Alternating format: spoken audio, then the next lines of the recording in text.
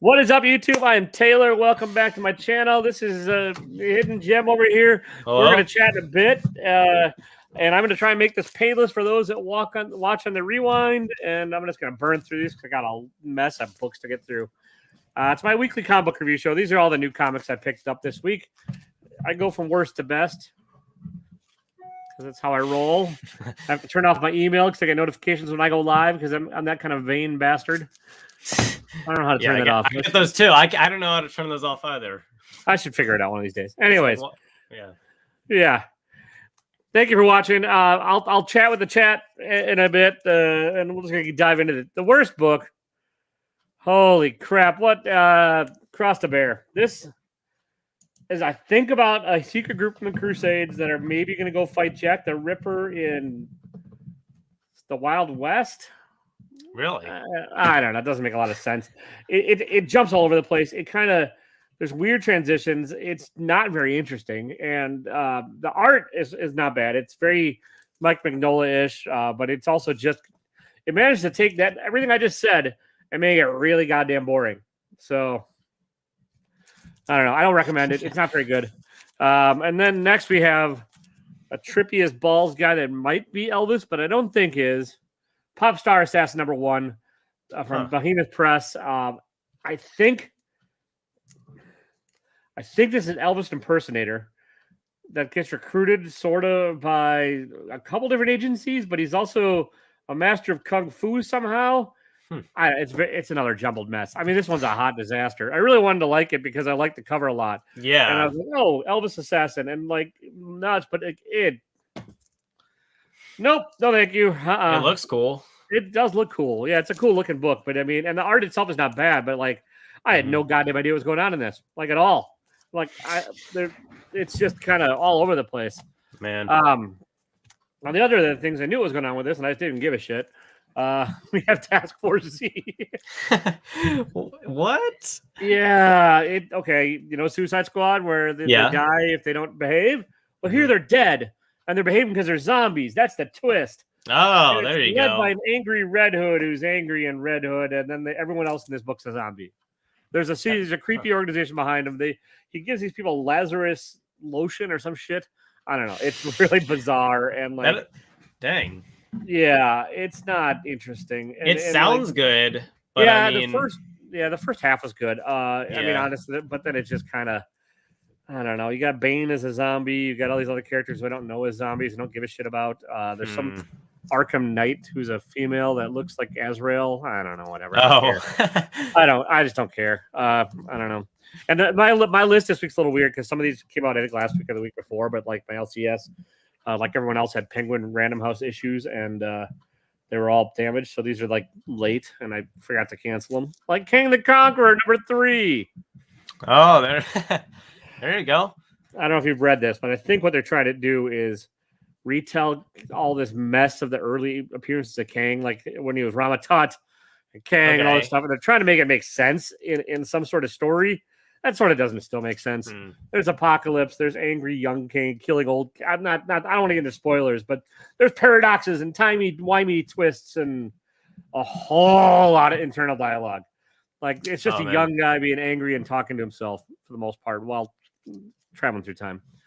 I don't know. It's fine. It's okay. I just like, you didn't need to like explain Kang. He just kind of was like, he was already explained. He's like, oh, he's throughout time. It's fine. And that's this. It's just, you know, the art's fine. Then you have, let's take everything interesting about Spider-Man and put him in a coma. It's like from Rocky 2 when Adrian was in a coma like half the movie and he pretty much basically just sat by your bedside half the movie pretty much. Yeah, except for Apollo Creed is more interesting than Ben Reilly. And but I mean this is okay. The interesting parts were the parts where they're trying to like talk and deal with Peter and like there's emotional stuff with Ben and like and Peter in the hospital. But then the Ben Reilly stuff with like a mysterious shadow organization that's running them and they're kind of douches. Haven't seen that before with Marvel. That's a brand new idea. Well, who could have predicted that like a mysterious organization is going to be behind all this mess. Black Hammer Rebirth number, whatever is this? Reborn number 5. What's holding this one back is the art. It's Malachi Ward and Matthew Sheehan on guest artist. It's normally Caitlin Yarsky, and Caitlin Yarsky's art is great. And Jeff Lemire's writing is solid, but like the weird art on this and the fact that there's 2 artists and they transition and they don't transition well. You're just kind of like, what in the hell? And like part of the problem is like it jumps through time, right? And the Caitlin had a really easy way of doing it because you could really tell who was a young version of the character and who was an old. Okay. You had no idea here. Like they look the same no matter what. You have to try and just figure it out. And like Jeff doesn't give enough verbal cues to make it work. So I'm hoping they're just guest artists and Caitlin's back because it's a cool story for the most part. And I love the Black Hammer universe, but you know. Okay, cool. Yeah. All right. We're about halfway through the stack, folks. The StreamYard thing's pinned here. If you want to like mutter in the background, jump to it. Come on. Sorry. And, I don't know. I know. You know, I'm just House of Slaughter number 1. This book has a couple crimes against it, and they're pet peeves of mine. And I'm gonna open this one up because it shouldn't happen. I think this is Werther Deladera's layouts that are doing this, but like when the printer doesn't line shit up, and there's a jarring thing. You're still supposed to read it across. I don't know if that's showing up. Oh, I see. They don't line up, and man, it just drives me nuts. And like, there's no reason to do it. There's nothing that interesting about this panel that it couldn't just be split up and gone this way. There's nothing. It's just it's a trope that this guy uses, and I don't think he's doing the finishes on it, and I think it's just the layouts. But that drives me nuts. And it's throughout this entire book. It's like this weird landscape across thing for nothing. I mean, for like girls' legs in a skirt, and I mean, there's other solutions that I think would have been better for the art, and then the story itself is just boring. It really just is dull. Oh man, I will give it a whirl because it's Tynan and like he's a slow burn on the best of days. But if you're specking on this thing and expecting this to be like something to kill the children and like action packed and killing children and stuff, you're not gonna get it. You're gonna get sad lonely schoolboy. I've heard mixed reviews on that, but I didn't care enough to see if my LCS had the issue. I guarantee they do. I mean, like 500,000 copies of the book have been ordered. So yay, good luck. It's the new X-Men number 1. Good luck to you, folks. Marjorie Finnegan, Temporal Criminal number 6 of 8. Garth Ennis can't help himself. He'll take what should be an interesting time travel story with like interesting enough ideas and a little bit over the topness, and then just add some gross out quote in his mind over the top body horror or making fun of like obese people or whatever, and he just can't avoid it. It was kind of shocking and stuff in the 80s when he did it in Preacher, when it's like, oh yeah, Arseface, the guy that got his face shut off, is now kind of a character, and this just seems dated and a little bit sad. Like just tell a goddamn story, dude. And like, oh nope, yep. You think it's really funny that there's a giant guy drinking beer? That's hilarious. That looks like a mix of like the Blob and Mojo to me. Yeah, and it's just not. I mean, there's no need for any of this. And I mean, it's just kind of like it's a time travel story. It's Garth Ennis. If you've ever read any Garth Ennis at all, know what you're in for. And I knew what I was in for. But I'm already 6 issues in, and I just need to see how the dumbass thing ends. This is my own fault on this one. Like I have nobody to blame but myself. Darth Vader. Look, it's still War of the goddamn Bounty Hunters. That's like a 40-part something series, and for the most part, nothing happens in this. Like honestly, for 20 pages, this book is not worth it. The last 2 kind of do make it a little bit worth it. A little bit. That's my spoiler on this one. It's still Greg Pak. He still writes a solid Darth Vader, and like his machinations with the Empire and the Emperor, and like playing games back and forth. It's the only remotely sort of interesting Star Wars title going right now, and it's barely hanging on by a thread. But the last 2 pages make it worth it. That cover's worth it. That cover, it's a cool cover. It's one of my favorite ones of the week. Yeah. Here we go. Daredevil number 35. This is almost the end of I think there's one more issue left of Daredevil. This run by Zdarsky. This is solid, but it's again held back by the art. Like there's 2 different artists in here. They don't transition well with each other, and they don't know how to do action scenes well. This is an action-packed book. Like it's in case you can't tell, it's Elektra versus multiple bullseyes. That should be really great and should be fantastically done and like entertaining as all hell, and it is for the most part. Like like Chip's really doing his best to get this across here, but like he's not playing up to his artist strengths in the writing. The artists that he chose on this are just not that strong for this. If it was Marco Cicchetto, the regular artist on the book, it'd probably be closer to the top of the week, but it's still solid. It's still a decent run of Daredevil. Still looking forward to seeing how it ends. Ending of this book also is pretty decent, but it's middle of the stack this week. It's fine. We're in the fine section. I know that Immortal Hulk did like 2 artists for a little bit. I don't know if they continue that throughout the series, but I didn't mind like the switch in style or anything like that. It sometimes works better than others, and like it's just you gotta have the artists that are either very different from each other or play well together. And, right. Batman: The Long Halloween special. If you've ever read Batman: The Long Halloween, this is like a one-off. I mean, like it's not necessary. It's not groundbreaking. It's still decent. It's still dark and gritty.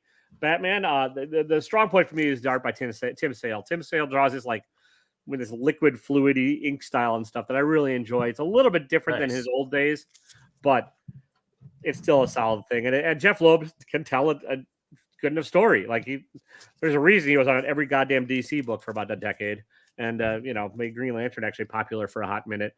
But it's not bad. It's I don't want to get into a whole lot of spoilers if you've never read The Long Halloween, but go read The Long Halloween and then pick this up. It's worth it. We're getting there. Vinyl, number 5. Weird ass book about weird ass serial killers killing weird ass serial killers by weird ass methods with vinyl music in the background. Nice. This is an up and down book. I mean, the first issue I really liked. The second issue I was like, what the fuck's going on? The third issue I was like, I like it. The fourth issue was like, it's all right. And this one's like, yeah, okay. You learn the kind of sort of plan behind it all. I'm like, well, that's dumb and twisted and weird, and I'm kind of there for it. And then I think it's all going to wrap up in the next issue. And if it sticks the landing, it could be really good and really fun, especially collected.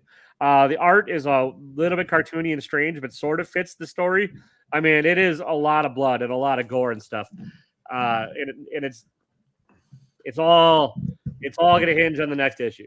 Like this weird ass cover might, no, it's not going to give you an idea of what the hell's going on in here. But like the main character is sort of friends with an FBI agent, sort of, but he's also a serial killer. So that sounds fun. Echo Lands, number 3, and I'm holding it this way because it's a landscapey book. This is a gorgeous book. It really is.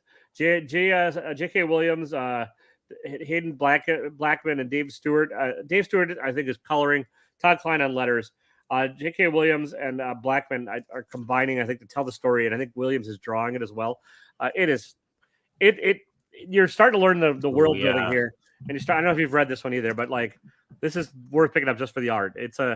And I don't always love the landscapiness, but like each of these characters are drawn in a different style, and in here, and Williams is strong enough to pull it off. Oh wow, it's a landscape book as well. It's a landscape book. I mean, the whole thing is printed in landscape, and it's kind of hard to tell on camera, but like, ooh, it's gorgeous. Wow. And it's finally getting enough story to make it worthwhile. If you're in like high fantasy, deep, like steampunky fantasy novel-y stuff, this is good. This is the comic for you. It's probably middle of the week this week because there's been some really good stuff out, but I dug it. So, guys, if you're in the chat, I will chat in a minute. I'm just kind of going to get through the last few books, and I'll say hi to everybody. You can jump on StreamYard, please, if you feel the urge, and we'll talk about Chew, which is food-related superhero powers and criminal activities. This is the second series. Chew, CHEW, went for about 50 issues, and that was about a detective that solved crimes using his taste buds and superpower. This is his relatives, the sisters, and sorry, could you say that again? No, Siri, shut up. I'm having trouble hearing. Okay, my watch is now yelling at me. Sorry. And like if they drink and eat something at the same time as somebody else, they can learn exactly what they're doing or copy them and stuff. And there's a whole lot of goofy, silly superhero powers related to food in this series. And there's time travel and heist and bottle of wine and very cartoony. If you like the 6 sidekicks of Trevor Keaton or like Kaiju Score, or just kind of the wacky off the wall shit, this is a good book for you. I think it's under the radar. I mean, it's been around. Like John Layman's been writing books forever, but like he's just I don't think anyone's really like talking about this anymore, and it's a little bit sad because I'm digging it. All right, this one came out a while ago, but I missed the first printing. Now the second issue came out today. My LCS didn't have it, but I got the second printing of the first issue. We don't kill spiders. I heard about that. Yeah, I did not expect to like it. Because I don't like a lot of Joseph Smalky stuff, but this is not bad. It's sort of like Viking detectives. Like I could see it being like a weird ass like Netflix series, set in like Viking times where like all these superstitious Vikings are trying to figure out why everyone's dying, and they bring in this outsider who doesn't believe in any of the gods and has to team up with a witch who actually has supernatural powers, and then wacky adventures ensue. She's an outcast because she's a witch. Right, but I mean, it's better than I thought. It's and they really don't kill spiders. You'll find out why in here, and it's not bad. That sounds cool. Surprisingly entertained by it. All right, we have 3 left. Can I count? Yeah. Made in Korea number 5. I thought this was going to be the last issue, and then I was going to be like, oh, I'll look and do some research before I go on camera and figure out how many issues are left, or if it's an ongoing. And I didn't do any of that shit. So, yeah. I didn't do any of it. But this is really great. This is it's set in like America and Korea both, and like in a society where most people can't have kids, so robot kids are kind of the wave of the future. It's a little bit tropey in that regard. But then, like, this kid actually gets AI, is artificially intelligent and doesn't behave in like the correct ways necessarily. But it's a kind of a beautifully drawn, simply drawn book, and the story doesn't really go in the ways you expect. If you ever saw that lump of shit movie AI that Steven Spielberg directed, I watched that. Yeah, I was about to mention that. Yeah. Okay. That was the beginning of the end for Spielberg. Where before that, everything Spielberg put out, you're like, oh, I got to see this. It's a Spielberg movie. Then everything after that, like, oh, it's a Spielberg movie. This is not at all like that. Like that's it's like a mix of Children of Men with AI. Yeah, this is actually a much more quiet little story about like government control and freedom of expression and that kind of stuff. And it's really pretty well done. You can probably trade weight it out. I'm guessing it's gonna be ending in 1 or 2 issues. It just sort of feels like that, but it's been a pleasant read thus far. If you've watched any of my previous like weekly comic stuff, this has been my book of the week several times before. Didn't quite make it this week, but that's only because it's, like I said, it's a decent week. And the last 2 books, which are weird for me that are top, are superhero books. So again, Moon Knight number 4. I am liking this Moon Knight run a lot. This is Jed McKay with Carpuccio on the art. Carpuccio's art is like, it sort of reminds me of Werther Dell'Edera from Something's Killing the Children, but not quite as sketchy, and a lot better panel layout design, and a lot more dynamic. And this is like getting into the head of Moon Knight, which I know has been done in every single goddamn Moon Knight run ever. Like you get a character that dissociative identity disorder, and they're sort of want to explore it. But this is more exploring like the repercussions of the past iterations of the character, and like this character coming into terms with it, and like how the repercussions of Moon Knight's past actions. But there's still a lot of humor in this. You get Tigra in it, and it's been a pretty pleasant read for me. And I'm pretty tough on Moon Knight because it's one of my favorite characters. But I'm really liking this run. Jed McKay, I think, is one of the better writers at Marvel. He's also doing the Death of Doctor Strange, which I really kind of thought I was going to hate, but I really kind of liked as well. So yeah, Moon Knight. If you're not jumping on board on that one, you probably should. Plus, they're making some sort of series with Oscar Isaac in a really bad-looking costume. And lastly, we have Inferno number 2. This is political intrigue and X-Men and Jonathan Hickman, and I am down for it. And this book makes me sad because like Hickman came in, did Powers of X and House of X, and redid everything X-Men and made it his own weird-ass world where death sort of didn't matter, but there's a lot of intrigue and reasons why, and like they're trying to avoid an inevitable future. And like he had this whole grand vision. And then the other writers couldn't execute it, and Marvel still said, "Oh no, we need 45,000 X-Men books every week." So we have Hellions and Excalibur and blah blah blah, X-Force, and I don't even give a shit.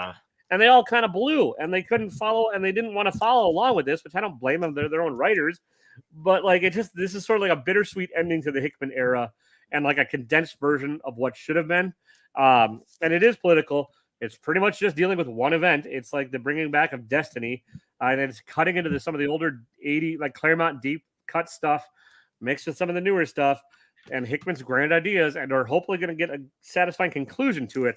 But this is everything I wanted in his X-Men run. It's like, backstabbing, and Charles Xavier's kind of a dick, and like, there's deals being cut. A mutant guy kind of against mutant, but not overly violent yet. And you just know it's leading towards like a path of disaster. And I really like this. I really just wish they would have just said let Hickman do it. But I don't think people are buying enough of his books, or he was losing like the quote unquote common X-Men reader that just wanted Wolverine to break some shit and fight Sabretooth every goddamn week. So this is not that, but it is my favorite book this week. And That's again, cool. it's just kind of a sad ending to it all. So that's what I read. That's what I've got. What did you think? I know you didn't get a ton of books hidden, but Yeah.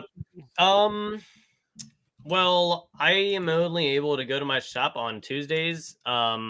But I leave like at closing time, so I'm able to see like what the new books on Wednesday before they restock. Right. Yeah, nice. So I didn't really care enough about the House of Slaughter book to really go out of my way to look for it. But that I picked up the Not All Robots number 3. Nice. Yeah, that's a nice one. Hang on, I like the I'll series. dig in you. Oh, thank you. Yes, I like the series. It's fun. I really, I'm just glad to finally have like a new series that's coming out that I can read. Because when I started reading Immortal Hulk, I didn't know what a pull box was, and at the time I wasn't able to go to my shop every single week, so I just lagged back from all of the issues, and I think I got to like number 16 until like it just so 50 or whatever they're at, whatever they ended at. Nice. And then I got like a couple like number 50 variants like when that came out. Nice. That was a book I missed. I didn't jump on in the beginning, and I couldn't. Yeah, I tried picking up an issue or two in the middle, and I was like, no, I don't care enough. Right. It was cool looking. The weird, gross out Hulk stuff was cool to see, but like, Al Ewing's hit or miss for me too as a writer. He I like some of his stuff, and then some of it I'm like, no thanks. So. Yeah, some of like the prologue, like sometimes like his stuff seems a little too like poetry to me, and I hate poetry so much. It's just like my worst. It's just because we would have to like read poetry in like English class and stuff like that, and like it's just the worst. I don't know why. I just hate it so much. Oh, read some Bukowski. It's all about getting drunk and pissing your pants and like picking up wind, and that's technically still poetry. So, it's a different brand. But if you're in high school, you owe yourself to read at least one Bukowski book. Yeah. Pick up Women. It's pretty angry and bitter and sad. Okay, but it's poetry. Yeah, I'm behind on Something's Killed the Children, Lefty. I read the first 2 trades, and then I kind of just been trade waiting it from here on out because I think it reads better in trades. I know if you really want to see something fun, Promiscuous Time Traveler is gonna destroy his hardcover in acid. I think on a different channel. So I think the closest thing I have to the House of Slaughter is the Free Comic Book Day one that came out. I think I've got that, and that's the closest thing that was all just chunked up together from the other books from Something's Killed the Children, I believe. I think they kind of pasted some shit in there. So, what's up, Miss So? Welcome. Made in Korea is a good series. Yeah, that's the one. That was one of my favorites this week. Digger Jim, if you're still around, welcome. And Austin, cheers as well, sir. Joe, DJ, I'm sure you're gone. You just hop it. You're too big for this place. You're just hopping in to make fun of my hair, and then you're going on to some other channel like you rascally bastard. I remember when you had that haircut and you had like the fade on the sides. I remember that. Yeah, that was the beginning of COVID. This is what COVID has done to me. I just got lazy, and now I'm like, I'm just gonna see how long I can go. Yeah, but there you go. If I get to 1,000, I might cut my hair. If I get to 1,000 followers, really? Maybe you're not gonna cut your hair on your own terms. You're just gonna only if 1,000 subscribers. Here's the thing. I've been at about a 750 to 760 for a few months. Okay. Because I will go live, I will do this stuff, and then I'll start talking about how everybody needs a vaccination and you're a goddamn moron, and then people will unfollow me, and of course, or I'll start talking about the Punisher and how he's not a fan of the police and how blue lives don't really matter. That's not really a thing, and it's a job. And then and a job run by assholes that really shouldn't have machine guns. So and then I'll say stuff like that, and so I'll get thumbs downs. I'll get everything. Yeah. So I did see Dune, so I thought it was gorgeous. I dug it. It was slow paced, but like it's a Denis Villeneuve movie, and like it's only half the story, but I liked it quite a bit. I thought it was fantastic, and even the only part I didn't like is I really didn't like the actress that played his what's his face, Paul Atreides' mom. I didn't think she was great. I think she was a little bit too weepy for the part, or the way she did it, her choice. So I did not see Dune yet, but I know my dad was kind of interested in seeing it. He thought it looked pretty good, so maybe I might see it with him, but I'm not sure. You should go. I think it's worth seeing in the theater. I know you can get it on HBO Max, but like, it's seeing movies like that at home just feel illegal to me. Like I feel like I'm doing something wrong by doing that. I'm like, I feel kind of dirty doing this.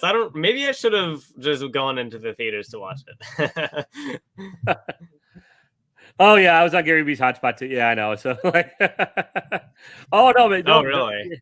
Yeah, I don't hear. I am not good at faking shit. So like, I had somebody. I opened a box a couple of weeks ago, or I opened it a while ago. And I posted a video, and like, the guy saw it today and posted a comment, like a paragraph long comment, like taking issue with my criticisms of it, and rightfully he's willing.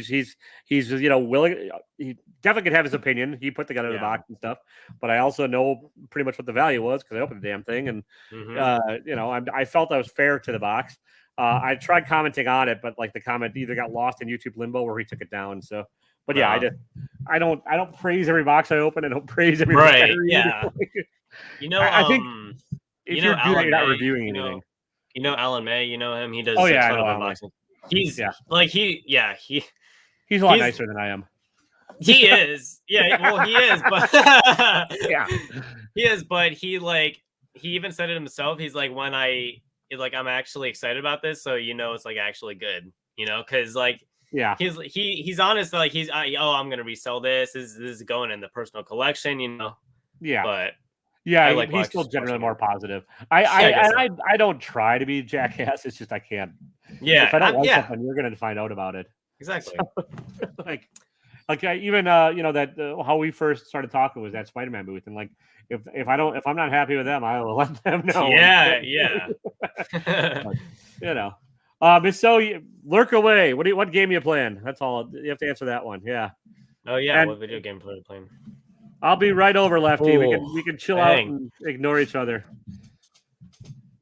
I don't have HBO Max either. I have Hulu, and I have what do I have? I have Hulu and Apple TV because it came with my phone. You won't live alone after Taylor comes over. Yeah, exactly. Yeah. I need to catch up on my Ted Lasso, the feel-good comedy of the year on Apple TV, and Foundation, and a couple other things on Apple TV. Like, I think I'm the only one I know that has Apple TV subscription. And that's really? Just, well, again, I got it with my iPhone, so it's like, okay. So, well, there you go. And then, but there's some stuff on there that's not bad. And then, I have Amazon Prime because I'm much as I like to bitch about the world and the fact that Jeff Bezos is the devil and sending big penis rockets into space and not paying any fucking taxes. I still can't help myself. I want my shit the next day. So. Oh my gosh. I'm not a huge video game player. Oh, I saw like part of the trailer for that. Like it was like an ad on a YouTube video, and I was like, hey, that kind of looks pretty cool. But I didn't watch like the full thing, so I can't really give my full thoughts on it. But I think like it's pretty much like, but by the first like 10 seconds of what I saw, it was like I guess the Guardians of the Galaxy have a bounty on their head, and they got I don't know, but that's all I saw. So I don't know. I'm not gonna play it, but I thought it looked kind of cool. Yeah, I haven't seen any like real gameplay. Maybe I did, but it all kind of just looked like. Here we go. There's the cover collector. Welcome, man. How you doing? Hey. Doing well. How you guys doing? Doing good. Yeah, I've not really played. Like, I actually like. If I were to play any of the two, or either of the sort of like A title superhero games coming out, I'm kind of more interested in the Suicide Squad one, to be honest. So, I think it just looks a little more fun. But Wasn't there a Midnight Suns game coming out? Because I thought that's why the Ghost Rider 28 and the 31 spiked. Because probably yeah. And there's some Wolverine title just got announced too. Maybe that's Midnight Suns as well. Oh, maybe. Oh, yeah. There's like that new Wolverine game that came out. Yeah. What did you pick up today? Cover anything? No. All right. Just like last week. Just like last week. I can still see. Hang on, all big in this. You can see the. What he calls his proud wall. I call the wall of shame back there with the punchline books. No, but like, since I have a stack of these, I can show off a bunch of Angela covers if you like. Yeah, bring it up. I'm more interested in the Willow book behind you, but that was actually a good movie. But that's why I picked that up. Supposedly they're supposed to be doing like a new rendition of that. Nice. From what I heard, so that's why I grabbed that. That was one of those books that, or one of the VHSs that when I was young, for some reason, that little guy scared the crap out of me, dude. Like he really did. Little Warwick Davis, who went on to play in like every time like a person of diminutive stature was required, he was the actor. Yeah. Nice. Nice. So just randomly grabbing up, I've got some of that one there. Original Sin. Oh yeah, that's a cool cover. If I tell you I got a half a short box of Angela, I'm not lying. All right, it's good. It's an interesting character. Do you know the history and all that? How he started on Spawn, and then that's what I like most about it is that because she was so badass in the Spawn, like she was the queen of the hunt. Like it took 20,000 people to arrest her. You know what I mean? So she was so cool. And then they kind of did her dirty, but that's because Neil, took her over. But she's still as cool, I guess. She fought Gamora to a standstill. Yeah. So. And wasn't she like Thor's sister? Is that I can't remember. Yeah, she's the oldest. She's the oldest that was supposed to have gotten killed by the Queen of Heaven, and then one of the servants, rescued her and all that kind of stuff. But yeah, I wonder how much Marvel paid for her back in the day, or paid for the rights to her back in the day, because I think they just got her because Neil signed on with Marvel, so I think it was kind of a package deal, right? It might have been, yeah. But I know like she was locked up in like creative disputes for a while because like he introduced her on the Spawn title, and then I think McFarlane and he had a pissing match or something, and like creator rights issues. They created her together, or something. So yeah, but he created this Spawn earring she wore for a little bit, I think. That's the most iconic part of her, and that's what ties her into Spawn. Anybody knows the Spawn face knows her earrings. So there you go. What about anybody else? What did you guys pick up in the chat? Anybody get any good books this week that are new? Jim, I know you've now own every single copy of that Spider-Man Booth variant ever. Really? Is that official? He buys a lot. He does a lot of auctions. And stuff. Oh dang! So he probably there'll be times when he's buying 40 different 2.0 mystery boxes and stuff. So, and he's hit a few grand prizes, a couple big ones in a row that I know. That you son of a bitch. I bought like 4 that Spider-Man Booth boxes like a year ago. I don't think I'm buying anymore. Yeah, I still jump in now and again. I can't help it. They're down to 1 day a week. Oh really? Yeah, as far as their YouTube shows. So and like JP isn't on like every single one of them. They got like a different person. Like I think he was getting burned out. And I don't blame him. Yeah. I didn't have the money. I couldn't afford the Adrian APM box this go around. And trust me, Adrian gave me a lot of crap for not buying it. But $250 on a box, it's a lot to drop. So yeah, nice. Oh, the Nocturnals. Yeah, that's the Brereton, right? Or I can't remember his first name. Dan Brereton.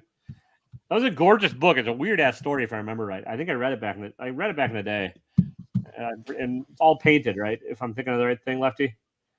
I'm pretty sure, but yeah, they're putting everything. They're putting a lot of weird omnibuses lately. Like they're all, like I think they're just collecting. Like, oh, we got this from the '90s. Let's put this into a giant hardcover and sell it. Yeah, there you go. Sold an individual, so why not? Yeah, exactly. Yeah. Well, that and on a lot, like if you're reading it, like I'd rather have a trade or an omnibus than an individual issue because these are so damn flimsy. It's only if you board them incorrectly. Yeah, but I'm saying if you're reading them or Yeah. Well, you can watch Promiscuous Time Traveler destroy his on as a whack hack on Nice. one of the, So looking forward to that. Yeah. Actually, Yeah, Tyler from Whack, he won like the comics I gave away on my 400 subscriber giveaway. So I finally got around to shipping that out like yesterday. So nice. Sent him the books, and I gave him some whack hack books, just like some random non-key comics he can just destroy if he wants to, like without any remorse. Extra and I'm sure he will. They could use it. Yeah, exactly. You know, yeah, I didn't order the hardcover, the Omni of Something That's Killing Children. I have all the individual issues. I'm behind in reading it, and so you know, I have the trades of the first couple of, so I've read the first 10 issues or whatever, like 5-issue trades, I think. So I'll get there, and I know the spoilers. I know one of the characters dies and blah blah blah, and something kills some kids. So yeah, it's meditative. Yeah, it's always fun to watch. It's Tyler. I can't remember what the other guy. What's the other guy's name on there? Lee. Yeah, Jesus Christ. It's fun watching Lee destroy yet another copy of Berserker. Yeah. They dropped like they did like an ASM 300 video, and they talked about how his like the origin of his tongue pretty much, and how like the 364 was like with the Eric Larson cover was his like first appearance of like tongue. First appearance of Venom's tongue. Nice. Yeah. When I first clicked on the video, I saw it was by Whack Comics, and it was the ASM 300, and I thought they were going to do a whack hack on the ASM 300 for a second. Boy. I got worried for a second, but luckily it was just like a normal video. Luckily, I would not do that to my 300. Yeah. That was my biggest hit ever out of that Spider-Man Booth box. Is really? On one of the Superior boxes, they're $250 boxes. They're kind of on hold on. They don't do them anymore right now. But it's 7 times signed and it's including Stan Lee and McFarlane and everybody else. Wow. So it's like, yeah, I mean, it's a big boy book. Dang. So like it went up. It's gone crazy in value in the past year. So it's like, okay, I'm not gonna do anything to that one. So. How much have you spent on that Spider-Man booth in total, do you think? We're not going to talk about that. All right. I don't even. I honestly don't know. Not as much as that other. You don't even know. Not as much as other people, but it's in the thousands, I'm sure, because like I treat them as raffle tickets and as a shot of winning the big stuff. Yeah. So like I use that. What is up, Chris? How you doing? Good, brother. Hey. How are you? I'm doing good. So, what'd you get this week? Got it all put away already? All sent off for a CGC grading. Ultimate Spider-Man. Yeah, I've not read a lot of the Ultimate stuff, Jim, either. But I wasn't really reading comics. Yeah, I don't know how much I've spent. Yeah, exactly. That's let's not talk about that, Beta. Oh, see, that would be awesome. Oh, nice. Sweet. Judge Dredd, yeah. But that's another one of those misunderstood characters that they don't realize is satire. They're like, oh, he's doing great. And his books are still dollar books. Like I found like a copy of like a random Judge Dredd comic for like 50 cents in like a 50-cent bin. Like his I find like dollar books of his books like all the time. It's yeah, but finding the collected, because Brian Ballin, that would be a hell of a thing. So. Anyways, I gotta go to bed. I'll see you guys later. All right, thanks for jumping on, man. Appreciate it. See you, Chris, the cover collector. Peace Have out, a good guys. night, man. Talk to you soon. See you, brother. Take care, man. So what do you want to chat about, Chris? What book did you hate this week? Have you read any more in the past hour? I mean, you had a little bit. I have not. No, I popped off, watched a little bit of Survivor, and now I'm here. Nice. Oh, Survivor. My God. Was that like 70th season of that shit? 41. Oh my God. But it's not, they do like multiple in a year, right? Because I mean, I know it's been on forever, but like it was not on when I was 7 years old or whatever. So, no. I can remember that show started around 2000, maybe 2001. But there's been years where they actually pull off 3 seasons, like start the season literally right after the Super Bowl, and then have one in the summertime, and then have one in the fall again. But doesn't take very long to record. It only takes a month to record. I think they spend way more time editing and putting it together than Sure, do making anything it else. actually look like there's drama and they're Yeah. starving and shit and not getting Yes. cheeseburgers outside of line of sight. Yeah. Well, that's real cheap for them too, right? Because they don't pay anybody unless they win some shit. So yeah, I remember like Richard, the evil guy, back in the day. Like, well, he's in prison now, isn't he? I don't know. That's probably so. But yeah. I couldn't get into Lefty. I could not get into Mom either. The one that was co-written by what's her Dragon Queen or whatever her name is from Game of Thrones. Couldn't get into it, but Survivor. Yeah, so you still find it obviously entertaining enough to watch, though, right, Chris? Or did I lose? Oh, he's holding very still. Sweet. Where's my internet that's out? Well, either my internet froze or other people's has. I'm having internet problems too. Okay, yeah, I can't tell if it's me or. I think he's having some issues, but I'm also having issues myself. I think my laptop will like overheats after I start getting on a stream for a while. So. Gotcha. Yeah, that'll happen. Honestly, because it uses quite a bit. For whatever reason, they haven't optimized streaming at all, and so like it just uses a ton of bandwidth and a ton of shit. Well, I just picked up a Chromebook and was hoping that it would solve my problem, but it doesn't have the ability to run OBS. So that's completely out of the option then. Because I have the multiple camera setup. Oh yeah, so you can do StreamYard, but that's but you might be able to do StreamYard if you set it up as like an incognito browser and do it that way and have two. But maybe just throwing it out there. I'm not a very tech. I use an Apple and I just muddle through technology. But yeah, Chris takes the Survivor. No, I pissed Chris off. I'm like, hey Chris, Survivor's rigged, and he's gone. Yeah, he's out of here. So, oh, the Gatorade. Cheers. I need some. Cheers, man. Oh, doing the 1-2 punch. You're drinking like a sorority girl. Hey, I didn't even make it to college, so I'm not even that cool. No, I just like that. Maybe it's not a new thing, but it just seems like that's in the past couple of years, that's the drinking style. It's like a shot with a chaser that way or whatever. You know, like you slug and then. Well, I take mouthfuls, so I kind of got to prepare my throat for it.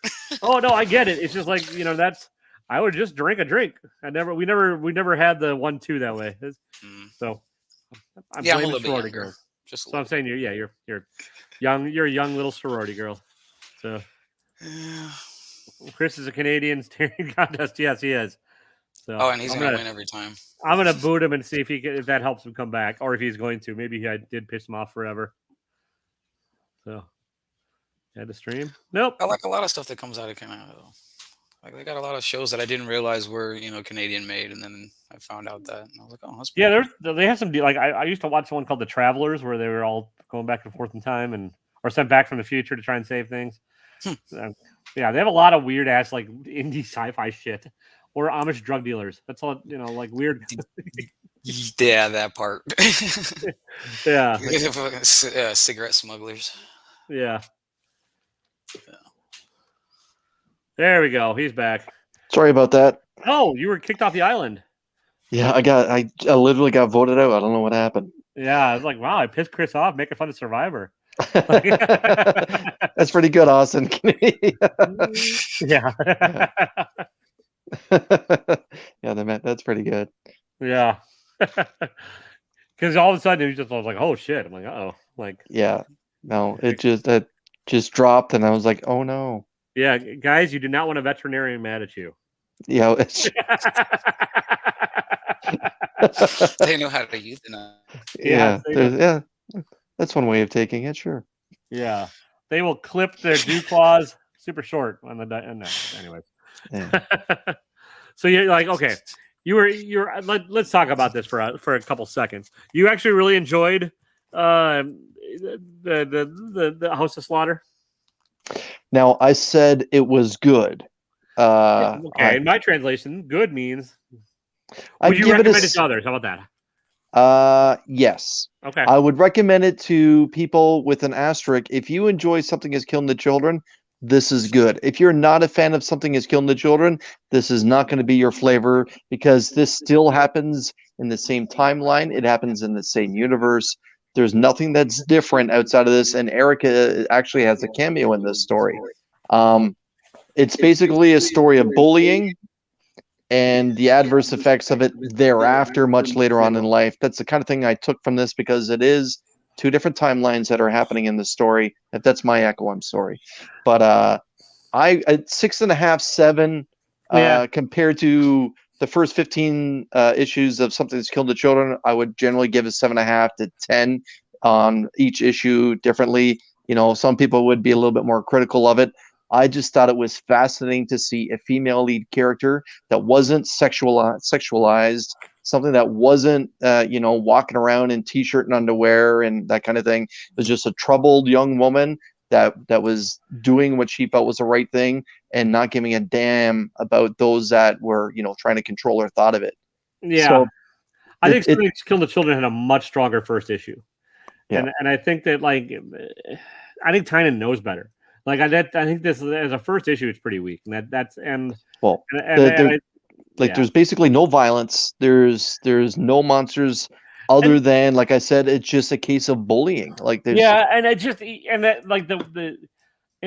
didn't even strike me as real bullying. It struck me like the way it was presented just sort of seemed like contests, and between the houses, it's like Gryffindor versus Slytherin or whatever, and it just didn't it just wasn't intriguing enough for me. And if it is bullying, I think that they probably should have actually made it a little more obvious or a little, for the sake of the story, not for the sake of bullying, because bullying is obviously bad, blah, blah, blah, blah. But I think they should have made it more of a thing. I think it's going to end up being more of a story of possibly forbidden love and that thing, which is fine, and I'll keep reading it. It's just kind of having a first issue that's such a slow burn. I'm like, oh god. I'm like, I'm not even saying you need action. You just need to have it presented a little bit differently, I think, and it would have been better. So, and I thought the artwork was pretty weak. So, when you compare issue number 1s, you're absolutely right. This is nowhere in the same stratosphere. Something Is Killing the Children, the first issue, pardon me. Yeah. I don't want to say it was groundbreaking. That's a big, the Killing Joke was groundbreaking. Yeah. This, the first edition of Something's Killing the Children hooked you in. There was violent, the first little bit, you get to see what happened. You literally see what happens to children, right? There just wasn't much of a hook to this issue. And he knows how to hook in the first issue. The Nice House on the Lake is a slow burn first issue, but it have a hell of a hook. Yeah. And it's just there wasn't a hook for me there. As honestly, it's if it weren't Tynion or Tiny Onion or Tinian or whatever the hell, I probably wouldn't pick up issue number 2. I get that he tried to create that oh my god moment with the last couple panels, and with the obviously, this is going to be a story of forbidden love with some sort of massive knife in the back, and now we have possible retribution, or it's Aaron is simply following orders, and he seems to be really into the idea of what these orders are. He wants to go gung ho about it, and that's the kind of thing that I kind of took from it at the end. I'm going to pick up number 2. I'm curious to see what happens. I like the inner workings of the house itself. I don't mind the political aspect that the last arc played a little bit, with the hierarchy of the masks and the teeth and the old dragon and, the leaders within the houses, and the fact that we're introduced to a new house down in Louisiana, and what was it, the Maison de Butcher or whatever. And I like that part of it. I don't necessarily like Aaron. I'll be honest. I don't necessarily know if I like Aaron as a character. But with that being said, in the Department of Truth, I don't like Cole either. Cole is not a likable character. I don't like him at all. But I read it anyway because it's fascinating as it unfolds. And I think this has that same type of potential. And with that being said, Taylor and Dakova, I got to say, I don't know if this run is going to entirely focus on Aaron. We may have a 6 issue arc of Aaron, and then we may get another 6 issues, and it'd be a different protagonist. We may get we Is may the get House someone of else. Slaughter ongoing? I think so. Yeah, I think it's another one. Yeah, right. I kind of feel that they're just giving Aaron a backstory for when this show hits television. We have 2 main characters. We get a little bit of their backstories, both Aaron's and Erica's, and then obviously one of them falls at some point during the season in that oh my god moment for people that haven't been reading Something Is Killing the Children. Yeah, I wouldn't be surprised if they called the show House of Slaughter even. Yeah, could they be using the 2 different storylines to figure out like where people's interest lies in order to use that in this show? Probably, possibly. I think it. I mean, it does. I mean, it has potential. I think he's setting up an interesting enough world. What's going on? Get the most shock value. You're getting real choppy there to cover, but JTIV is not one that to fray away from the kind of life that he leads to, right? So that's why Aaron is being presented here. You know, the type of person that he is. We have seen that same type of people being introduced in the franchise Batman title, and the same thing with Nice House on the Lake. There are multiple characters like that. Yeah. So I think that it's just we're going to give that guy we're giving this character much more of a backstory. I think JTIV likes the character that fell in Something Is Killing the Children. That's why we're getting this little bit of a backfill. And to be honest, I really think whomever has optioned Something Is Killing the Children, and if it's going to be called Something Is Killing the Children, I think they want that type of character there at least for the first season. Sure. Yeah, I'll give it. Yeah. I mean, it has potential to be a pretty interesting TV show if it's done right. It's just, with the right casting too. Let's be honest. You know, like I mean, there's a lot of comic book to TV shit that ends horribly and is not just not very fucking good, right? Like, or is mediocre at best. Like, I'm worried as I'll get out that the Sandman show is going to blow. Like on Netflix, it does. Now the characters do look like the characters from the comics. I'll give you that. I get that. Yeah. But the Cowboy Bebop characters also look like the characters from the cartoon, and I think that's gonna be another hot mess. So, and like you know, like I think the Mark Miller verse, the Jupiter's Legacy was, and Why the Last Man was, and you know, like all these like pretty highly respected comic book properties, they just don't always translate well into good shit, and like I think it's a tricky thing, and all the stars have to align in order for it to make a good show. I thought Sweet Tooth is pretty good, but that strayed pretty far from the comic. So but Lemire had his hand, or Lemire, however you want to pronounce his name, he had his hands all over that too. The one thing that I'm kind of thinking they may do with Something's Killing the Children, they may borrow that recipe from The Walking Dead. And okay, we're gonna give you the narrative, but it's not gonna necessarily play out that you think the way it's going to. Aaron may not fall. Aaron may be a character that's with Erica for much, much longer than what we had Aaron in the first run of Something's Killing the Children. And that's kind of why I'm thinking this is why House of Slaughter is being introduced. Probably, yeah. They wanted to flesh it out, because also having a TV series without a lot of side characters would be real tough. Yeah, Inhumans is awful. Plus, House of Slaughter is such a better show name. It depends who picks it up, right? If it's AMC, I don't think they're going to be afraid to call it Something Is Killing the Children. If it's HBO, I think House of Slaughter would definitely fit into their narrative type of thing. Yeah. But it has to be like a cable, or it can't be like NBC or ABC or CBS. Because the violence that is portrayed in Something's Killed the Children is going to need to be in the TV show to make it work. Yeah, and they have to do all the creatures right, and hide, you know, not show them off right away, and not use just giant CG and stuff. It's going to have to be atmospheric and dark. And they should get with the creators of Samurai Jack to help them out with that. That would be great. Yeah, that was a great cartoon. And not very wordy, which is perfect. But yeah, I don't know. I think there's probably even odds he'll fuck it up. Like, you know, like it's just the nature of the beast. That's the world we live in. If that first season hooks the way that's The Walking Dead did, we may have ourselves a phenomenon. That was the way that The Walking Dead landscape back then, though, too. There was not anywhere near as much streaming. Like if The Walking Dead came out today, I don't think it'd make it. Because it might be way more uphill. It would definitely that first be. season of Walking Dead was slow. Yeah. Well, the second season was even slower. Yeah. I think it came out at a Get to the time house, when Carl. we needed like a zombie, thing to focus on. That it came out at the perfect time for there to be a cult following. Yeah. Mm-hmm. But now there's such an overload of content where Well, now we need something that's killing the children instead of some zombies, and he's right on track to do it again, I think. I mean, I think I think it has potential. We'll see, Yeah.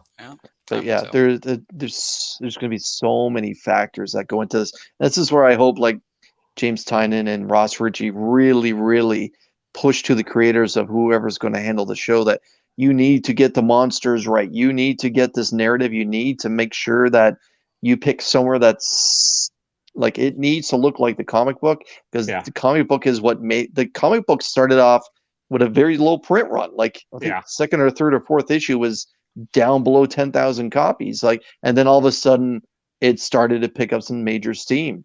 Yeah. And same thing though what happened with The Walking Dead, the comic book. And that's why I'm hoping that they kind of follow that formula. Stick to the narrative, but don't be afraid to deviate a little bit.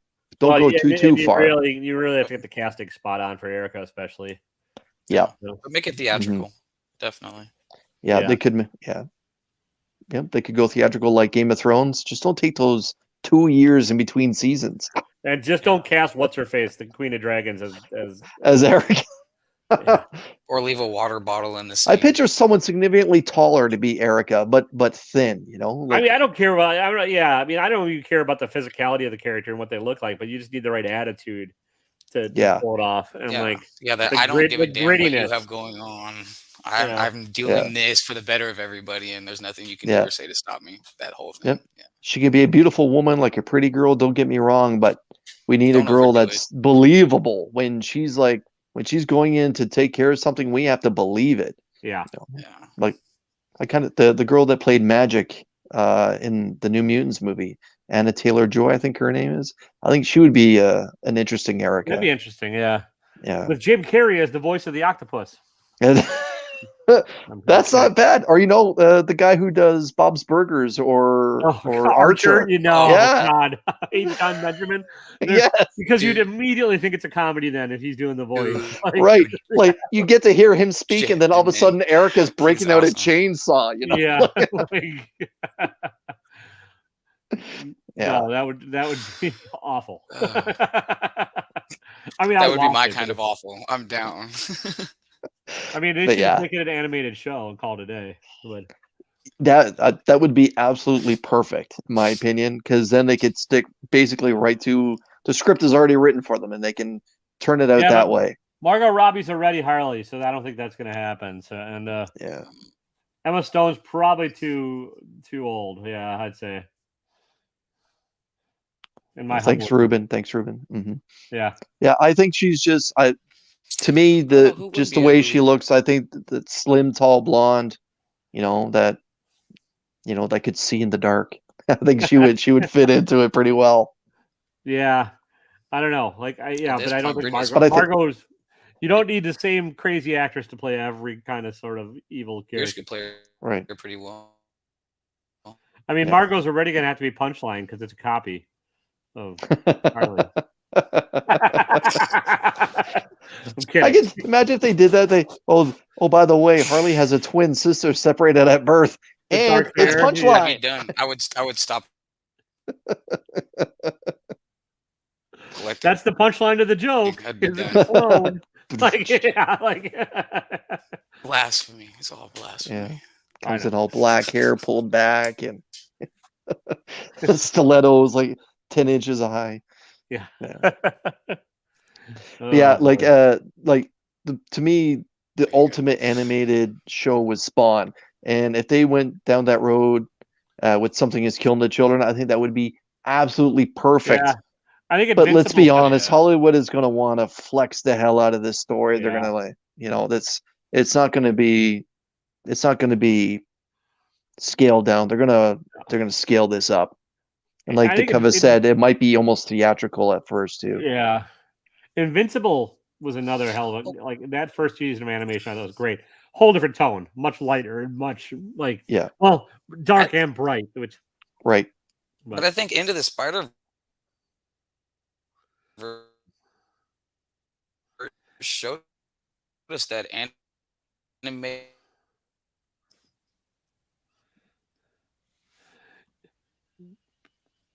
Yeah, Not bad. I'm sorry to cover. You're really getting choppy when every time you speak. So, but yeah, you're right. Into the Spider-Verse, if I heard you correctly, did did prove that it can be done well. So, yeah, I mean, I think you could definitely like. I think the octopus casting also is going to be really important. You know, all right. See you, man. Like, Yeah.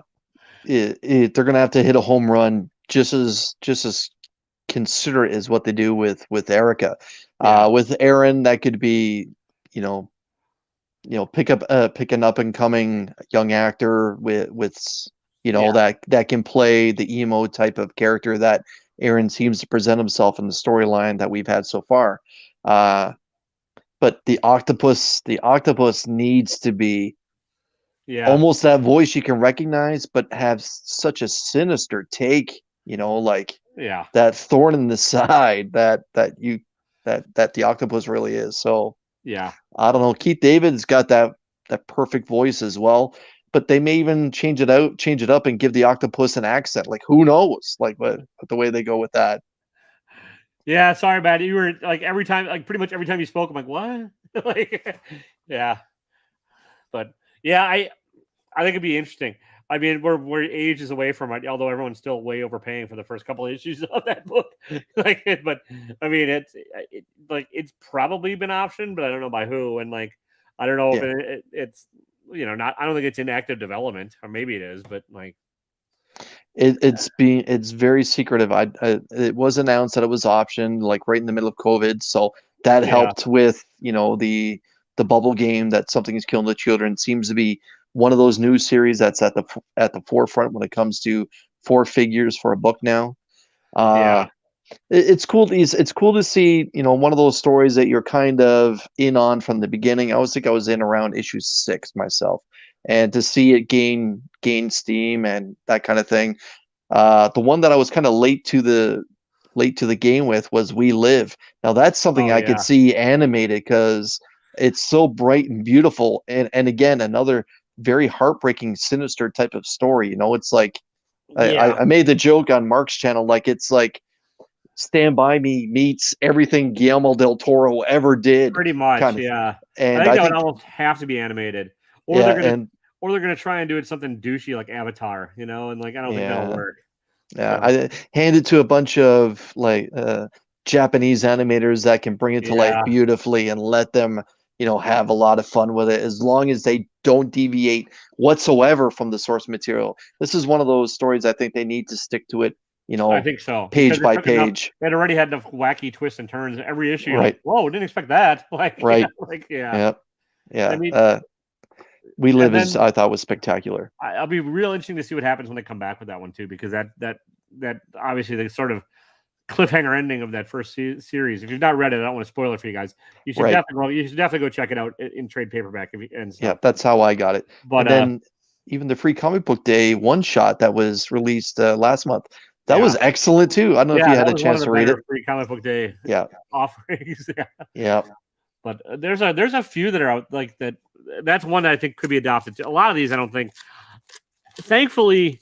And so, like, I think everything's getting optioned, but I don't think a lot of this shit is being written just to turn into TV series or whatever, which is good because it's a whole different medium. And I don't think We Live was ever written with the intention of being like it was written as a comic. And I'm like, this is a great comic. But it was a passion project. You can tell by the two brothers. Yeah, like they even created their own music for it. So whereas something like.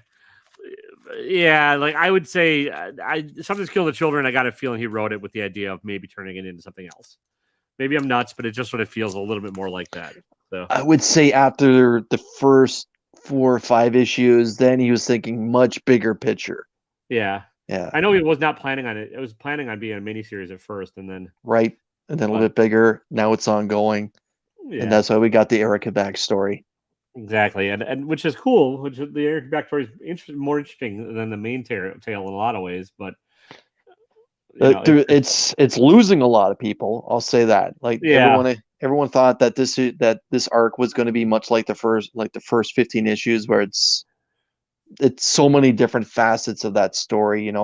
Political. The law not respecting what's going on. Finding out more about the monsters and where the monsters come from and how they travel and how they hive up. And then we basically got Erica going to school. Yeah. And a lot of people couldn't handle it. Now, with that being said, the last 2 issues I think have been very, very good. Yeah, see, I'm behind on it. I haven't read those 2 yet. Okay. But I will get there. It's just, I'll like I said, I'll steal Kyle's omnibus before he dips it in acid and kills it. But good luck. No, I can't wait to watch that, because anything to piss off this community is it's entertaining as hell. And people get so butthurt over the I couldn't believe what I was reading today. Yeah. People get so butthurt over the dumbest shit, and it's because they didn't get one and they pre-ordered it, and there was it was allocated copies. But Taylor, they're still out there. People are just I said, they're fishing in the wrong ponds. Like, don't think your own country. You got to go a little bit bigger. Yeah, go a little bit more global, and you'll see that they're still out there for cover price. He means Canada, guys, not the scary Mexico down south. He means the scary country to the north, where they put gravy on cheese curds and shit.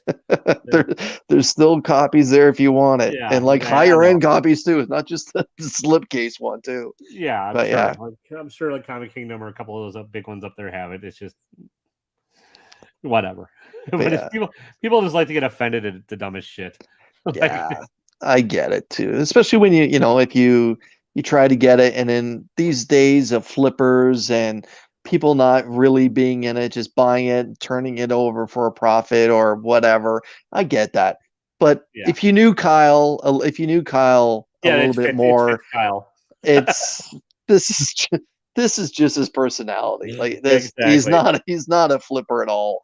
He's just out there to, please that little brain he's got going on. Yeah, and troll the audience a little bit, which Yes, yeah. And his take on comedy is probably a little bit more subjective than what some people is. It's a little bit more avant-garde, if you want to say. It's just a book, guys. In the end, like. Go buy the real books. Don't worry about a hardcover. Don't worry about the collected edition. Oh, speaking of which, Beta, if you're still in here, who won the slipcase from Adrian APM's mystery box? If you're not in here, no big deal. But I thought because Adrian was giving away one as like one of the extra prizes for his mystery boxes. So I don't think it was Kyle. I don't think Kyle bought a $250 box, but maybe I'm wrong. No, he bought. Kyle got his just straight up $60, whatever it was, $65. Yeah. But it's not like he's burning Turok number 1, guys. Or whatever. What's funny? I was to say on my feed today, I actually saw the real copy of Turok number 1, Turok's first appearance from from the 50s. I was like, oh, that's really good, because one of the comic books that I found from my father's collection after he passed away was an early edition of Turok, and actually got it cleaned and pressed and slabbed up. It came back a real low grade. But so whenever I see original Turok stuff, it always catches my eye. I'm like, oh, okay. And then, then we had the Valiant offering, and I know.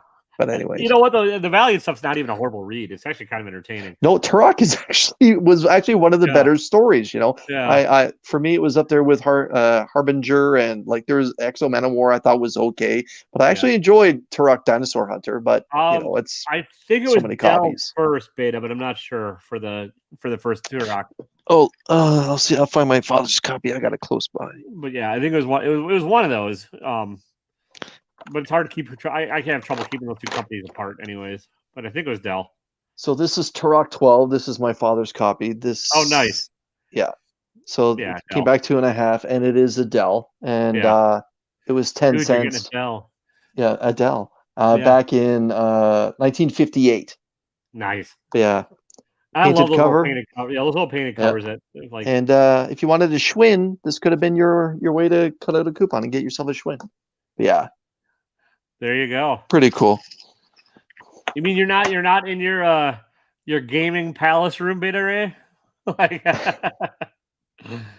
No, you don't have to jump on. I just want to know if you know who won the who won Adrian APM's extra box and who won the slipcase from Something That's Killed the Children from his latest mystery boxes. If it's you, then congrats, sir. If not, well, sorry, it's all rigged. Oh, let's see here. Not looking good to cover. We're trying. It's a spinning wheel of death. It happens, man. It happens. Sands? Oh, it is clearly fucking rigged then. That son of a bitch. No, like So how did that work? If you bought a mystery box, then he just did a live I stream think he just did a raffle. Or Okay. I'm not sure how he did. I couldn't afford it. They were $250, and like Yeah. he gave away like an extra box to somebody, and then the second place person got an extra box. So had a lewd name if that helps. Oh, good old dickhead Pete won the first. No, like yeah. I was just curious. I could always ask Adrian. I just figured you were around here, and I know that Adrian son of a bitch isn't watching me right now. Although I did see him I saw he and I go to the same LCS, and I bumped into him at noon. So yeah. Oh, very cool. I didn't realize you guys were that close. Yeah, we're about 25 minutes away, and we're buds. Like he's got a birthday party coming up, so I'm gonna go to that and do body shots off him or something. But yeah, he's a good dude. He's a really good dude. But he was giving me shit for not buying his boxes. I'm like, man, I have $800 in real estate dues coming due this month. I can't afford to. Yeah, and also like, I am not. My mystery box thing, it's hard for me to spend that much money. Like if I'm shooting at 250, the box has to have two things going for it. I've got to be able to either hit above value and have it stuff that I know I can resell, which is where that Spider-Man booth came into play back in the day. And then also Back in the day. because they just don't do the 250 boxes right now. And then also have a shot at some real big boy prizes. Like those are the two things I want in something at that price point, so. Right. I went heavy into the mystery box game as well when I first started trying to get subscribers. Sometimes you lose focus on what your content should be, and then all of a sudden you're all about, I need to get to this platform of people. I need to get to here and to here. And the one thing I found about mystery boxes, they'd bring in some people, but Torpedo started doing $25 mystery boxes, and I'm like, well, that's the key to success for me, because obviously I have to do with currency conversion, getting it across the border. Sometimes it gets snagged into customs, and I have to pay a brokerage fee on top of it. So a $25 mystery box for a normal American like yourself would basically work out to be about $60 for me to get it shipped to my home. With that being said, that's because the border's closed. If the border was open, that's a different story, because then I could ship it to my own mailbox. I got a U.S. Postal mailbox on the other side or basically just in Buffalo, so I can go get that there.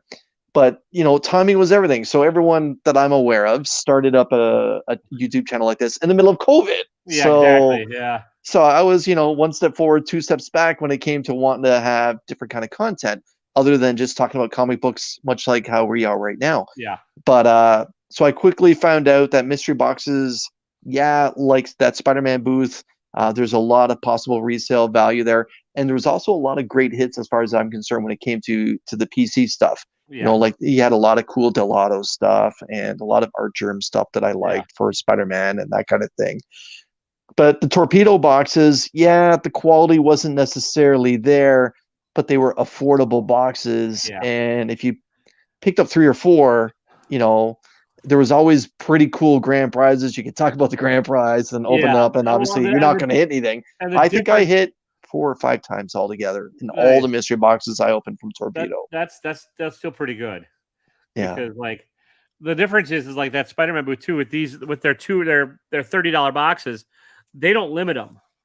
So you don't know how many you're up against, and like there's no ratio.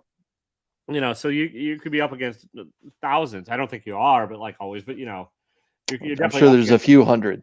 Yeah, like this week especially, because now this week's prize, like, and now they shift every week, which is great, and some prizes are better than others. Like last week I didn't jump on because I didn't give a shit about the Spawn 300, but this week Like, you know, it's this week it's ASM 129. I think it's a raw copy, but that's going to bring in some people. So,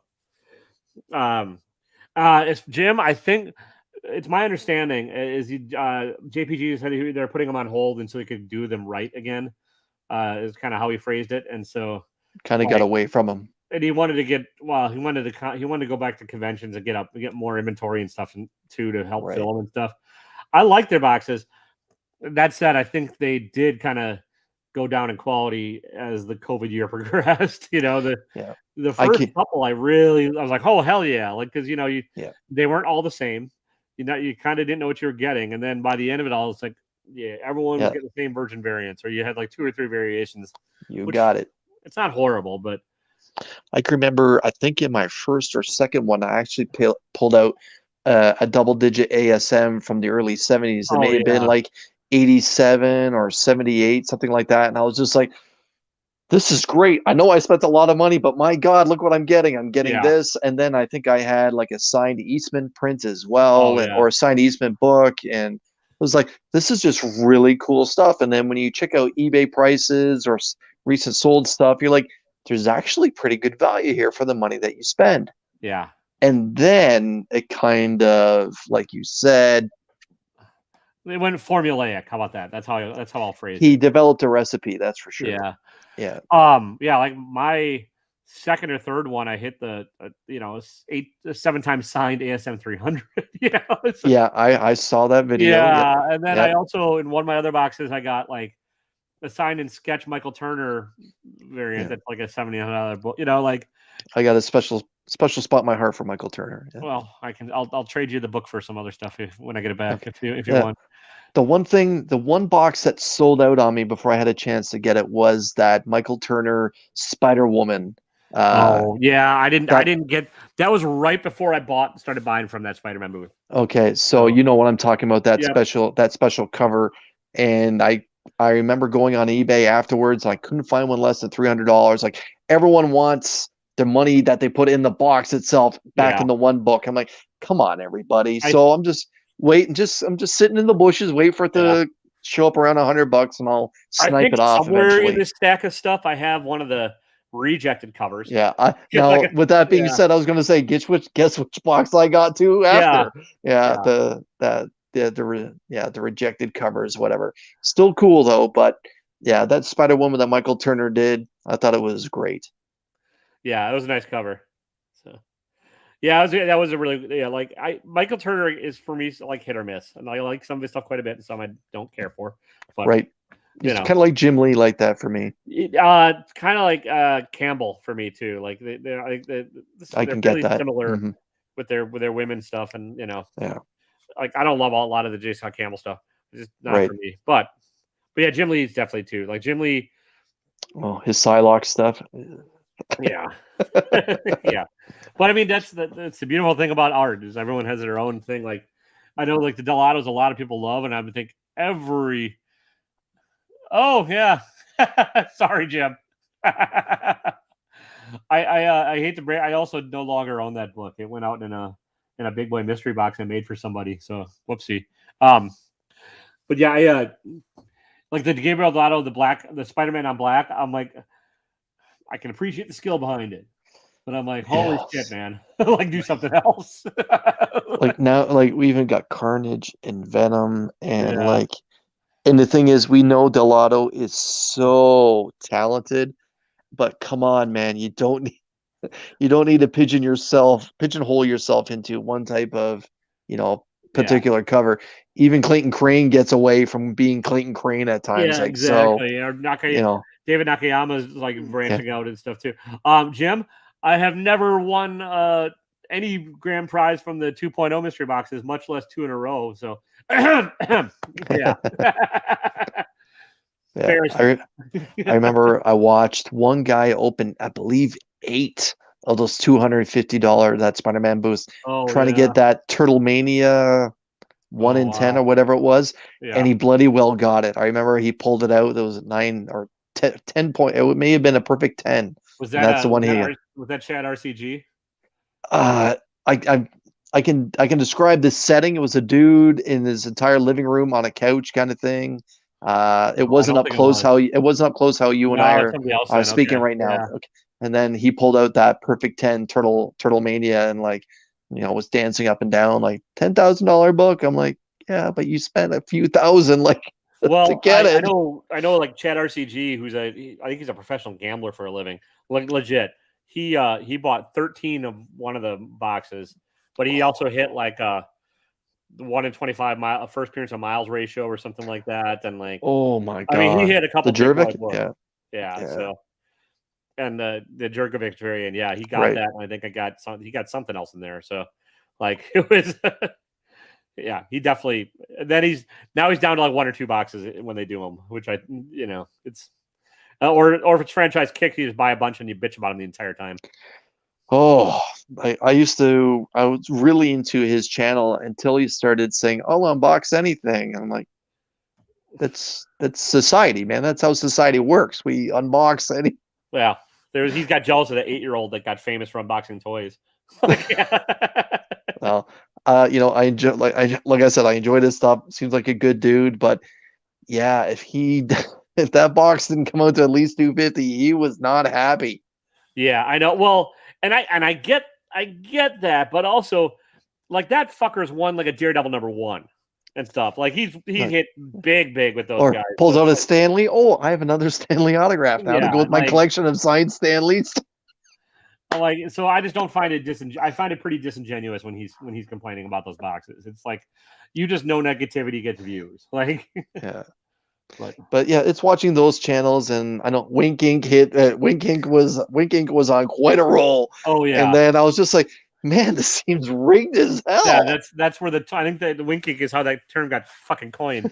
Because again, I enjoy his content too, but wow, man, some of these guys were on a roll, like a serious roll. Oh, I know, Jim, I know, and they like he was playing the odds on that, but like. And he was also reselling a lot more back in the day with Chad. Well, now he's on Whatnot. But there was there was another box that came out that I can't remember who did it, but like it was definitely not a Spider-Man booth box. But the big hits, like it was it was a fairly expensive box. And I can't, but like everybody that had a good box had over 1,000 followers on YouTube. And like all the little channels got really garbage boxes. And we're talking, they were a couple $100 boxes too. And I can't remember who did it, but they was just kind of like, it seems a little fishy. That was, and yeah, I'd like to think none of it's rigged. Come on, though. It's rigged. At least for your first couple series, I can understand how they're doing it. Like, oh wait, DJ Lynx has ordered something here. All right, well, we know that he does this quite often. He has a lot of people. Let's send him something good. Not to offend DJ. I'm just saying. Someone who came to my mind. DJ's a good dude. Yeah. Well, somebody that opens somebody with a lot of followers that opens a lot of boxes, and you're going to get a lot of views. Like it was and it was again. I can't think of the box off the top of my head. I mean, I could go back and find it. I'm sure on somebody's channel because. I can't remember who all got him either, but like I'm pretty sure Wink got one, and I can't remember, and Wink got a really good box. It's just like, well, there's a big surprise, I can remember Wink Ink opening maybe it was a $500 mystery box back before he took his break. Yeah, and in that was like a Miles Morales first appearance, and then Miles number 1, and then number 2 and number 3, and I'm like, what the hell, like. Who is creating these box $500 and you're turning out 12? This is before the COVID boom, before Miles went through the roof. But at that time, Miles was still Ultimate Fallout was still around a $700 or $800 book. I think I know that box, and that one I don't think actually was rigged. If I remember, I think that was a choo-choo box. Okay, and just like. And like, I don't think maybe again it could be. I have no way of really knowing, but I don't think choo-choo's was rigged. But I'm pretty sure that was that. It might. I think he got the GP. Maybe not. Maybe it was a different one. But at least, and again, I will say, I know I sound like that Spider-Man Booth fanboy a lot of the time, but like I've had issues with them and they've solved them right away, which is great. They have good customer service. Yes, but they do. But also there'll be times where you never find out who won the grand prize because it just goes to somebody who's got no channel or nothing, and like they'll hit the big boy book. It's like, okay, like fair enough. Like, mm-hmm. I mean, JP hates me and I have never won a 2.0 box. Rigged, but I'm also buying a lot less of them now. I've cut way back because I've got stacks and stacks of variants. Speaking of which, guys, I will be having a Whatnot show coming up sometime soon. I don't know. My link's in the description. Add me on Whatnot. I don't know when the hell I'll be doing it, but follow me along. I can't go competing against Jim because we'll be selling the same fucking books. So I can't go on any of the auctions he's doing. But but yeah, I've got a year's worth of unknown comic variants and stuff to stacks and stacks to get rid of. Because I just don't. Again, I play them as a raffle hit. I know I'm getting my money's worth on it. I know I can flip them, but I'm also trying to get either the daily GPs from the show or something else with them. So the nature of the beast. But yeah, I don't know. You don't flip a lot though, do you, Chris? Or not really? No, I'm not at that point. I guess I'm just still taking it all in. I try to read as many books as I get in. Yeah. Obviously, the ratio of variants and those special things I try not to touch or whatever. Yeah. But for me, the big thing is the border's been closed for a very long time, well over a year and a half now. And my plan was always that I'm going to once a border opens up, I want to get into that submit 25 books and at the 9.8 scale, and then when one comes back, try to have 5 or 6 for my PC, then move on from the remaining ones, have that as content as well, and then just begin that cycle and let it basically pay for itself. And that's what my plan is. But I need that border to open up for me to ship that backlog of shit too. Right. But for me to ship that right now from Canada to Sarasota, whatever, would basically cost me like a firstborn. So it's just not worth it yet. I need to cross the border just for that savings alone right there. And then once that happens, I'll move forward. I know. With that being said, CBCS has now opened up shop here in Ontario, but they only take in walk-in submissions, which they then mail off to their graders down in the States. And it's still a large turnaround time, but they're only open for 4 hours, I believe, on a Friday. And 9 times out of 10, I'm working, so I wouldn't be able to make it then anyway. Yeah, but now the con season open, maybe they'll start coming back to the cons. I can drop it off there. Sorry to cut you off. No, man. It's all like that. Yeah, I keep forgetting they're all at the cons, and you can just drop things off there and save on a lot of that. Like, I need to remember that for Chicago because I'm not planning on buying a lot of shit there, but I do have books to drop off at places. I can then, because I have like 25 books out at CBCS, which is not a ton for a lot of people's thing, but they've been there for like over 4 months. And like, because I did it mixed tiers and everything. And like, I needed signature verification on a couple of them and stuff. Okay. Yeah. And it just added to the time, but I need them to come back so I can sell some of them to keep the churn going, because it's like there's a lot of dollar value there. I mean, I was mostly smart about what I sent in, and most of the stuff I sent in were like blue chip keys and stuff. But like, I did send in like an ASM 55 and like a couple High Republic books, which are like, but you live and learn. And but the thing about High Republic is once Mandalorian season 2 gets announced, all of a sudden the Star Wars game is going to come back, right? Star Wars is like the tide zone, man. It's in and out. I mean, I do have a Star Wars 1 and 2 out there, like the original series, and those have like dipped way down too. But they'll come back. It's so weird watching the comic book stock market is the weirdest thing ever to me. It's like, especially when it comes to like blue chip shit. Like, I can understand why speculation books like go up and down so much. But like Star Wars number 1 seems like it should stay fairly steady, but it doesn't. It dips, and that just baffles me. It's true. There's only a handful of books off the top of my head I can think of that are just continuous. Like the 181 Hulk 181 is just pretty much steady, and those early Spider-Man keys. 129 is one that's just pretty much steady, and then exactly. ASM 50 the early X-Men, the giant size, and but those are the ones that'll just always stay there. But it's weird. The franchise, or like I shouldn't say franchise, but titles like Star Wars, ones that are copyrighted names, ones that they have to. Yeah. What's the word I'm looking for? They have to solicit to get to use their name or whatever. Yeah. Licensed property. Licensed property. There you go. But the Yeah. king of them all being Star Wars, you think it would be steady, but no, you're right. It's a roller coaster. It's bananas. And like, and the spec market in general, like the fact that everyone is like getting a hard on for like Star Fox now. Like, what are the odds of like Star Fox being a major character, being any good, or Adam Warlock even? And I think the actor is gonna be fine at Adam Warlock. I'm not one of those people dishing on the actor just be. Yeah, I'm not making that face. I don't, because it's like whatever. Like, I think Marvel goes through a very rigorous screening process now when it comes to their actors and stuff. So like, I don't think you're absolutely right though. I don't think they're gonna bring in somebody without the chops to do it. Whether or not it's a good movie or whatever, that's debatable. But it's like, what are the chances they're going to turn Adam Warlock into a starring vehicle for anything? It's like, it could happen. He's not even a star in the Marvel universe. No, like he's just an important character. Like he hasn't been around in 20 years in Marvel. No, like really, he's not even as important as what Doctor Strange is. Yeah, but Warlock is there when you have that, the space type or the cosmic, as Marvel likes to say, those cosmic crossover events. He's one of those that they always pull off the back burner. Okay, Adam Warlock needs to be here, kind of thing. Silver Surfer needs to be here. I think Silver Surfer would be much more marketable than Space Jesus.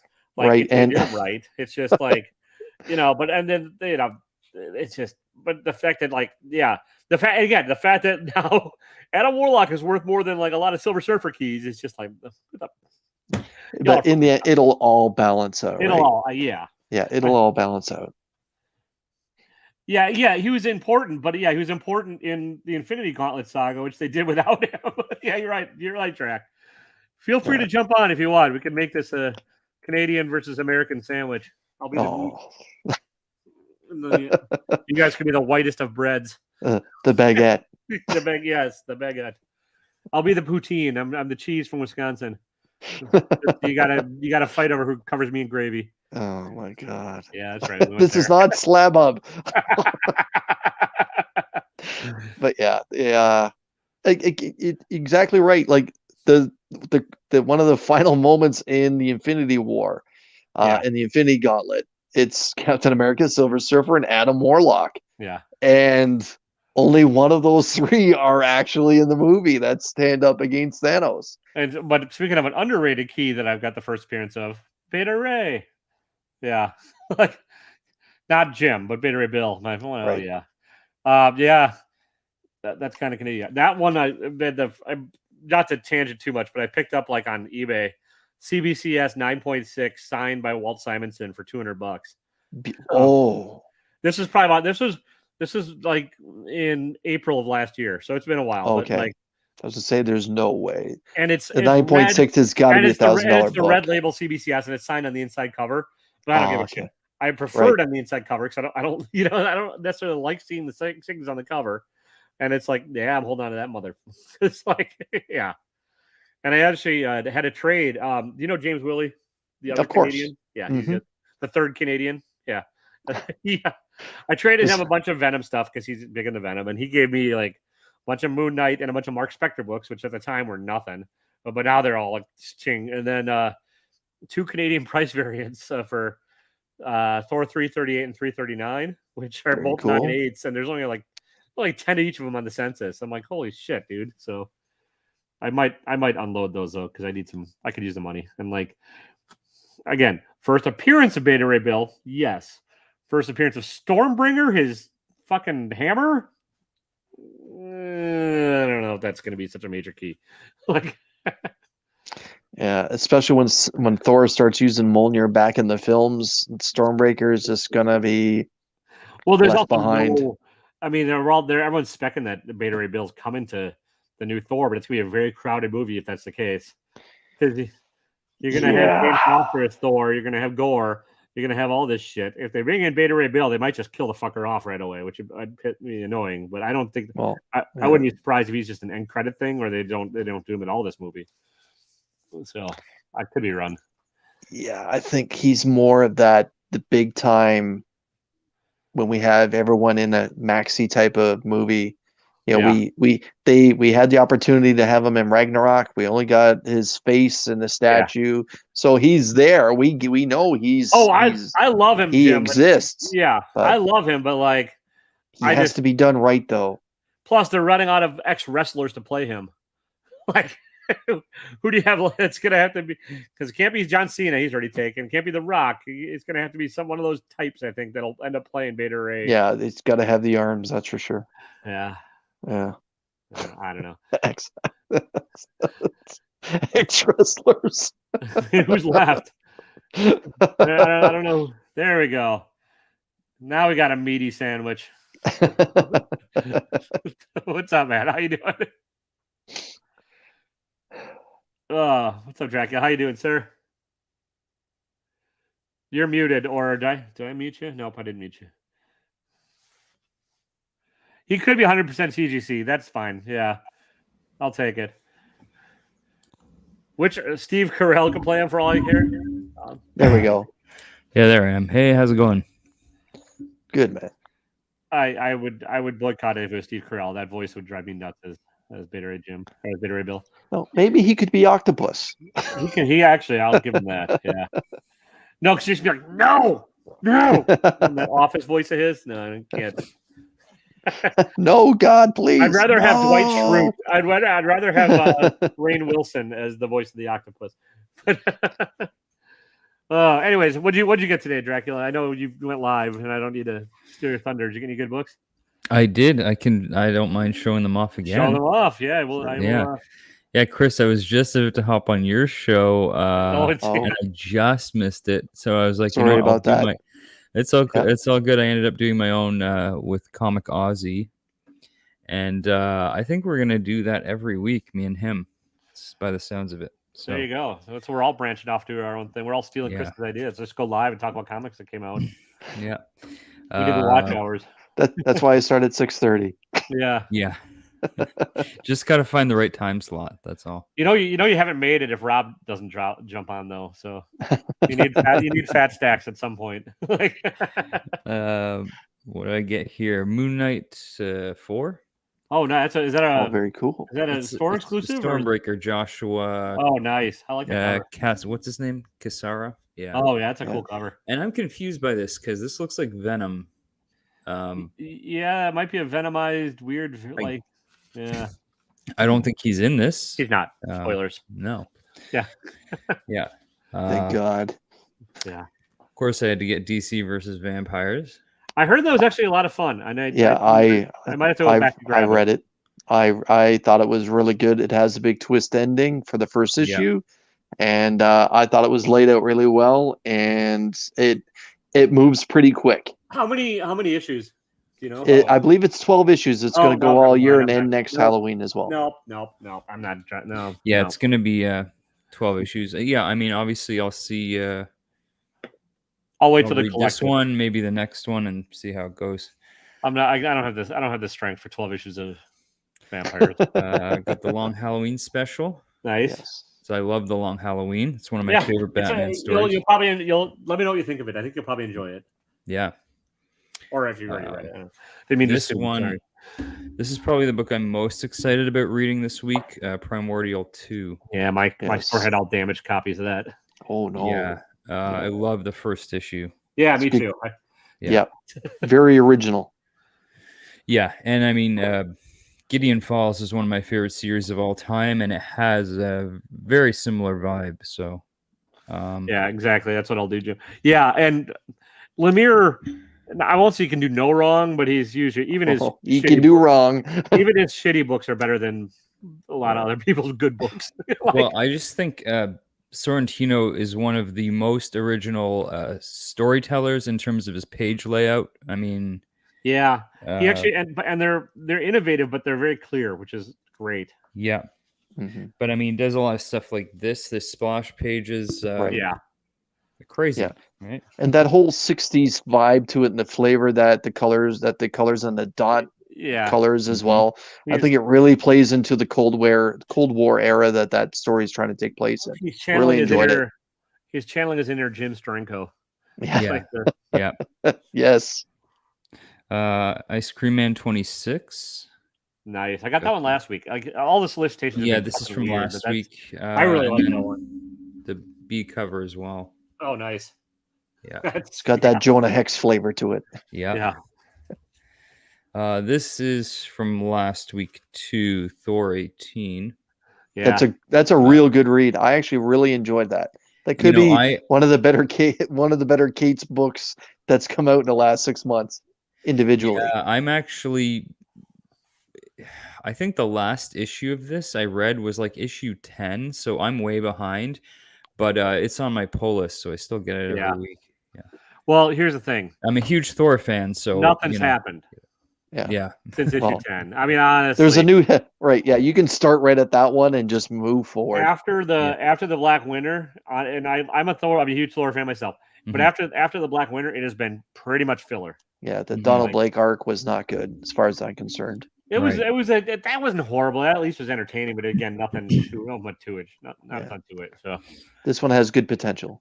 Yeah, I miss Nick Klein on the art. I will say though, I wish he was back. I don't know if he's off the book or just on a hiatus, but right. This has Pascal Ferry. This is another one where I'm like 7 or 8 issues behind, but still get it because it's Wolverine. Nice. And that's the Joe Jusko Marvel Masterpieces. Yeah.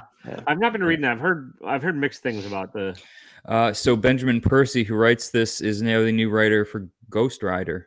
Oh, all right. It's starting in February. Yeah. Is it Robbie Reyes or is it going to be? Do you know which? Not flavor? Sure. Yeah. I just saw that he posted he's the new writer. Nice. Which means there's going to be a Ghost Rider show or movie coming soon. Very cool cover here. Son of Kal-El. That is a cool cover. Yeah. That was last week. Yeah, that's really nice. Wait, how can you be on fire? That's a fire cover. Be bisexual. Yeah. Is he? I almost took your bait. Of course, had to get House of Slaughter. Tiny. Metal one. What was your markup on that? $1, a couple bucks? This one was cover price. Oh, very good. Okay. And as was the blank. Nice. What was? Let's see, where did it go? This one was not cover price because it's the 1 per store. Oh yeah, very cool. Yeah. But it's funny because Comic Aussie, we ended up at the same shop at the same time. He got one of these too, so they had 2 1 per store variants. Lying sons of bitches. Yeah. What's up with that? Well, my theory was because the owner owns more than one comic shop. Maybe that's why they got more than one. Or it's all. Do you want to share with us what shop you were at, or do you want to keep that secret? It's called the Beguiling in Toronto. Oh, but down on Queen? Mm-hmm. It's on College Street. It's on College? Yeah. It used to be right by Honest Ed's. Right. And then when they changed that area, it moved to College. Okay. But, they own another shop called Little Island Comics, which is geared towards children. But perhaps because he has 2 shops, he can, if he orders enough, because I'm sure they ordered, plenty of this book to get more than one, I guess. Shenanigans. Yeah, it's all rigged. And then these, and so that shop, the Beguiling, was. You remember when the Bad Idea books first came out? You had to pre-order ENIAC, and there was only a certain number of shops that carried it. So the Beguiling was the only shop in Toronto that had the Bad Idea stuff. And I ordered because I wanted to order ENIAC. And since then they've been putting every Bad Idea book in my pull bin. So all right, they don't even ask; they just do it, and I'm like, okay, I haven't read them all, but I figure why not? There's Pirate Queen 2, The Lot 4, and this Monster Kill Squad. Nice, that's a cool cover. So most of these books I haven't read, but the print quality on these is just incredible, and they always have amazing back covers. Yeah, see, none of my LCSs get them. Yeah, our Bad Idea shops. So yeah, so I know people have a lot of mixed feelings about it. I don't know. I was able to get them, and so I guess I'm cooler than you. You are, yes. I don't know. You win at life. Yeah, no. Do you guys even know what's happening with that now? Like, are they done or? I don't think they know what's going on. They just like make some like outrageous thing and then have to figure out what the fuck they're doing with it. Just make it up as they go along. I've heard they're basically they're closing down shop, but they're just essentially just changing their name so they can get away from what the whole thing that they created. This way they can go to every comic shop and start making some real money. Yeah. They could just do that anytime they wanted to, but they're good at the self promo, so they're they're good at that. They got me. They got me to order. I'm tired of their email blasts. Apparently, So then I got some back issues. This was a cool find. 30 Days of Night, Dead Space, and it's signed by Steve Niles. Steve Niles. Oh, nice. Yeah. And I found this for like $5. Very cool. $5. Nice. Yeah. That's not bad at all. Picked up a couple more. The Marvel Comics Presents Weapon X. For years, those were like 25-cent books. Yeah, they're not anymore. They're definitely not anymore. No. And it obviously issue 72, the first appearance, the first part of that story is been going. It's got so hot over the past year. Yeah, that's the one. Yeah, I missed that one. These other books, like Ozzy was saying, and I totally agree, these are going to go up as well because I think this whole Weapon X story, once we see like a new Wolverine, I think that's going to happen. I think Barry Windsor Smith is one of those underrated artists that like flies under a lot of people's radar. Agreed. For the last 40 years. Yes. This was an odd find because so it's Gene Day's Black Zeppelin. And all right. This is like a real small press book, Renegade Press, black and white horror fantasy book. So this is issue 5. Issue number 1 of this is one of the first comic books I ever owned. I have no idea where it came from because I must have got it when I was like 6 or 7 years old. My parents must have found it somewhere and gave it to me. But it's sort of like a horror anthology thing. And it has, let me see if I can find the page. So they warped your. And this is a Canadian book. Gene Day is a Canadian guy. But you can see here on this page, art by Dave Sim, script by Dave Sim. Oh, wow. Cerebus. Yeah. Wow. So he contributed to this. Huh. Just a totally random find. Another copy of this because I always buy it when I see it. Oh yeah, Wolverine 17. I can never. If it's in good condition, I buy it. Absolutely. I think I had one more. Oh yeah, this is probably my favorite pickup because I have never seen this, and it's like high grade. Spectacular Spider-Man 116. Oh, nice. Yeah. Well, I love that like original Sabretooth costume. Yeah. Right out of the pages of Iron Fist. Yeah. Yeah. So that's what I got today. It's a Las Cruces approves. Yes. You've made it. So the Beguiling had those back issues as well, or did you stop somewhere else? No, that was all at the Beguiling. Yeah. Yeah, their basement has, that place has become one of my favorite shops for back issues because they have one area at the back of the store where you have to actually ask them to pull the boxes out because that's where all their big books are. And they have an excellent collection. And then the basement is all $20 and under back issues. Oh, nice. And they have, some of that stuff is so well priced. Like for Uncanny X-Men for Thor books. I'm finding like these Silver Age books.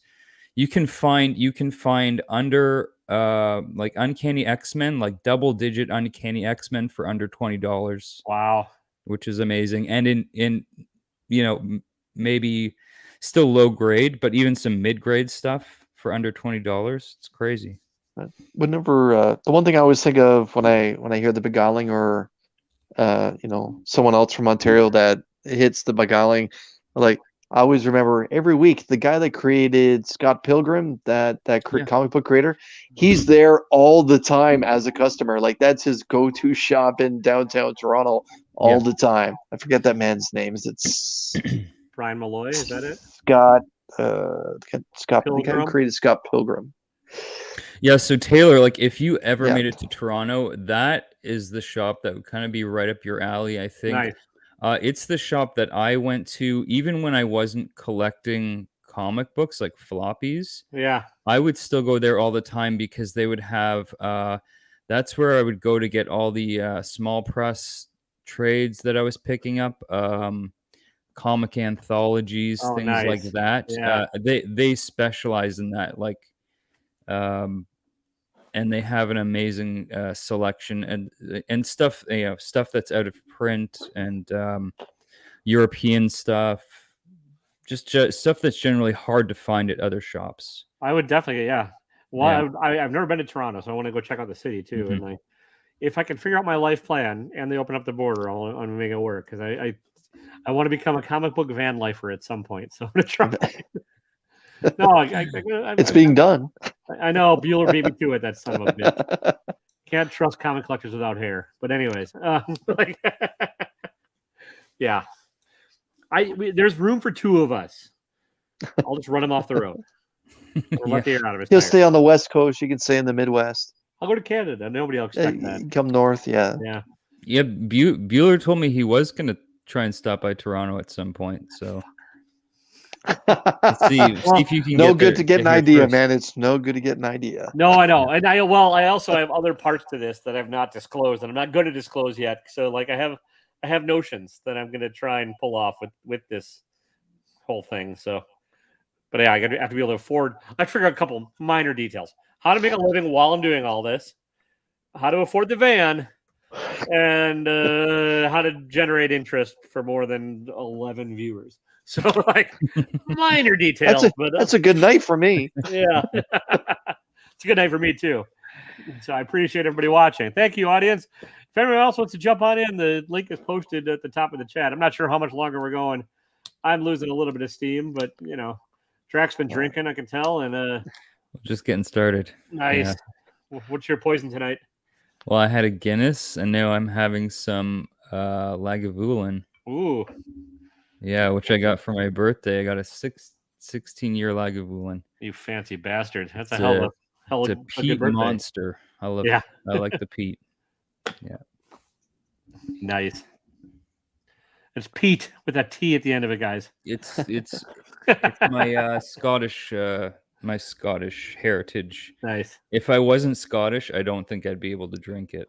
Yeah, that's a I get fucking racist. Like it. Yeah. I'm going to bounce, Taylor. Thanks for having me on, my man. Thanks for jumping on, Chris. I appreciate it. My pleasure. Have Adrian, take care, my man. Yeah, you too. Good night, guys.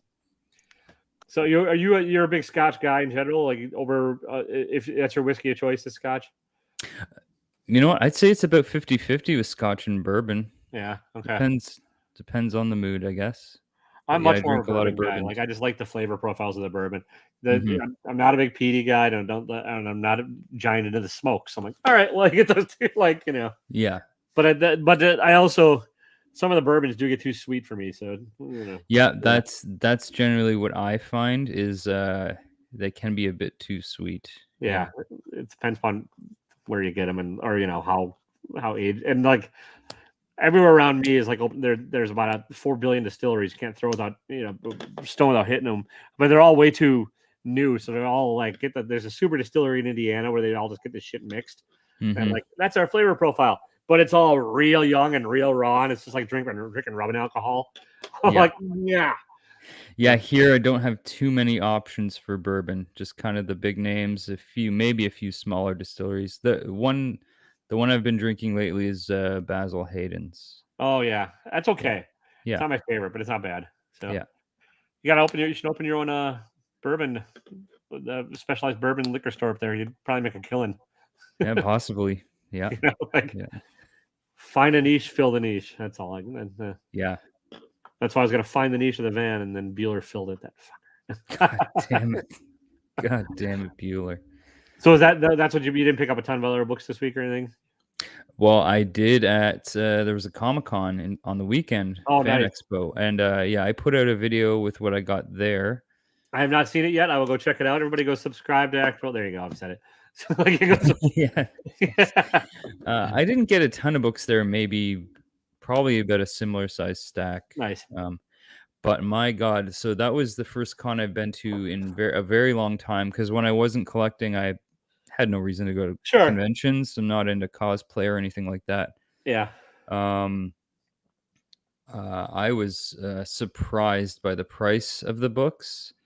Like how generally they were, or well, everyone I spoke to that I was there with or that went kind of agreed that most of the vendors had very overpriced books. I mean, I saw quite a few books there that were going for double what their value would be if you bought it on eBay right now. Eesh. Yeah, I saw for example, a raw Spawn 1 for $100. Shit. I mean, maybe someone will pay that. But I don't know who it was. I think it was Nick. He said Todd McFarlane uses those as toilet paper. Yeah. And someone's selling it for $100. So many copies of that floating out there. So many. Yeah. There's again, a year ago, it was a $5 book. Yeah. Or maybe $8. But so, and I saw another one that really stood out was X Factor 6, first appearance of Apocalypse. Yeah. Yeah, nice book. It was a CGC 9.8, but for $1,000. I mean, on a good day, that's a $500 on a book. real good day. I mean, it's already been in a shitty movie, and yeah. So those are the kinds of shenanigans I saw all across the board. I did see some fairly priced stuff. I mean, there was one vendor there that had a lot of Silver Age stuff, Silver Age Marvel and DC in high grades. And those were going for hundreds of dollars, but rightly so because of the condition, right? Nice. So paying for that condition made sense. But Spawn 1 for $100, that makes no sense to me. Chris and I were talking about this a little bit. Like, I understand paying for Silver Age books. I mean, I get it's older. There's you're less likely to find them in good condition. There's, that's paying like that much for like 80s books and stuff. There's even X Factor, which was not like an A-list tier book, still had more books printed then than any of the titles out now. Yeah, like, absolutely. Yeah. Like, man.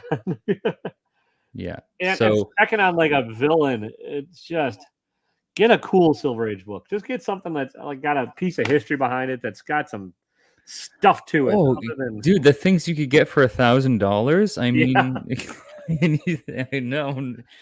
Yeah. Don't waste your money on that. Or if you're gonna you could probably get a first like Dr. Octopus or a first Appearance of Doom for that. Well, maybe not Dr. Doom for that. But for that, it won't be 9.8, but who cares? Yeah. It'll be. What's up, Maz? Welcome. How you doing? Thanks for stopping in. We're just complaining about stuff. No, I understand like some of these vendors,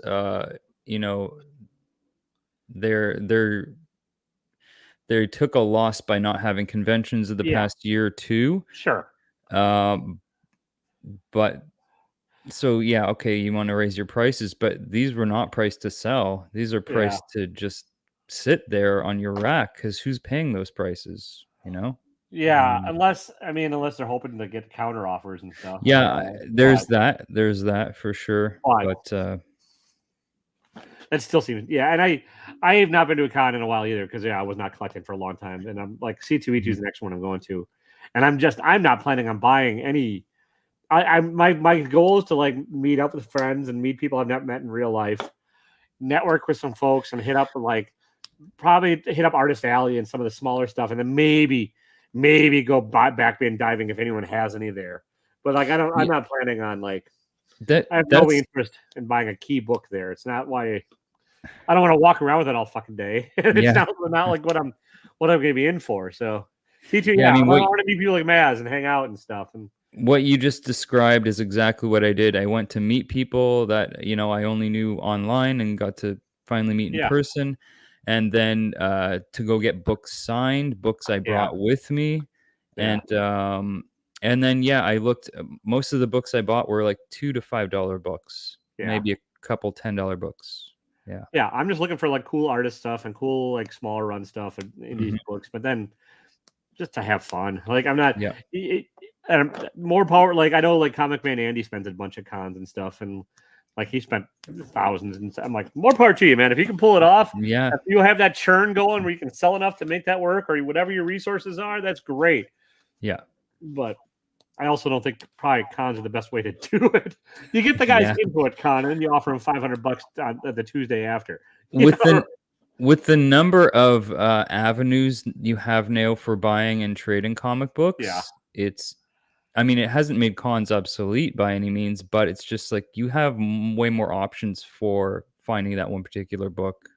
Yeah. Whereas in the past, it was only that one booth at the con, and if you wanted that first apocalypse, Well, I think you're right. The focus of cons is now completely different. It's now about like promoting upcoming stuff or cosplay or nothing like movies or whatever or con exclusives, which are not the same thing as like the old days. Cons were just a bunch of sad old dealers selling their shit.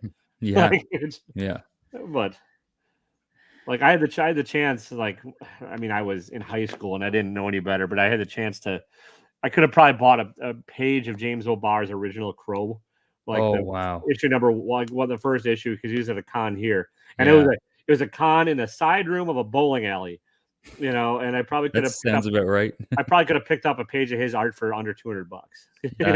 Wow! But I just didn't know any better, and was like, okay, like it was, and he just looked like everyone there just kind of looked a little bit beat down, and they were just there to like sell their old books, and it was just kind of like, I get it, like, but that's not what cons are at all anymore. No, now it was, so there was a lot of cosplay, 90% of which was anime characters. I had no idea what they were. Right. Anime and Star Wars that made it. I'm looking forward to cosplayers where somebody plays like falsely accused stripper spies. Might be, not to spoil anything, but possibly. So, that being said, I love it. I absolutely love the craft that goes into it. It's incredible. I think cosplay is awesome. It's not. I don't do it. I'm not going to do it. But it's just the dedication it takes and the fun of it all, and it's just the pageantry that goes with it. It's all fucking awesome. But you're right. Not for me. Not for me to do. Like, I'll go get my picture taken with all like people I have no idea who they are just for fun of it. But that's about it. I did one very con thing that I debated. Is it worth it? I don't know, but Frank Miller tattoo your ass. No, I didn't realize just how quick it would be, but I thought I'd get to say, oh, hey, I love you, big fan and all this. No, it was just in and out, take a picture. I got my picture taken with Adam Savage. Nice. Who I'm a huge fan of, and is a big inspiration to me as a maker of things. And so I got my picture taken with him, but it was just like, wow, like literally 5 seconds. You go in, get your picture taken, and you're out. And that's cool, but at the same time, kind of sucks. It's like, it was just like if I could take it back, I probably it wasn't worth it, right? I like Adam Savage, and I like his channel where he like when he was trying to build the I don't watch a lot of him, but like the one I really liked was he was trying to perfectly replicate the weapon from Fifth Element. So that's that prop building stuff he does, because that's what he does professionally. He was a prop maker. And I love all that stuff. And his podcast, which is no longer around, that's my favorite podcast ever. Still Untitled. Just a great pop culture sort of covered all sorts of topics. But yeah, Nice. that was great. Also interesting, William Shatner, fresh off his trip to Fresh space off his and flight, right back into the convention circuit. Oh, yeah. That guy doesn't stop. He's You got to respect that. Yeah. I think Maz got her photo taken with Shatner at the Detroit Con, or no, the Indianapolis, I believe. So, which is awesome. But Yeah, I had considered that, but Adam Savage was a bit more affordable. I understand. I definitely get it. And yeah, Irish whiskeys.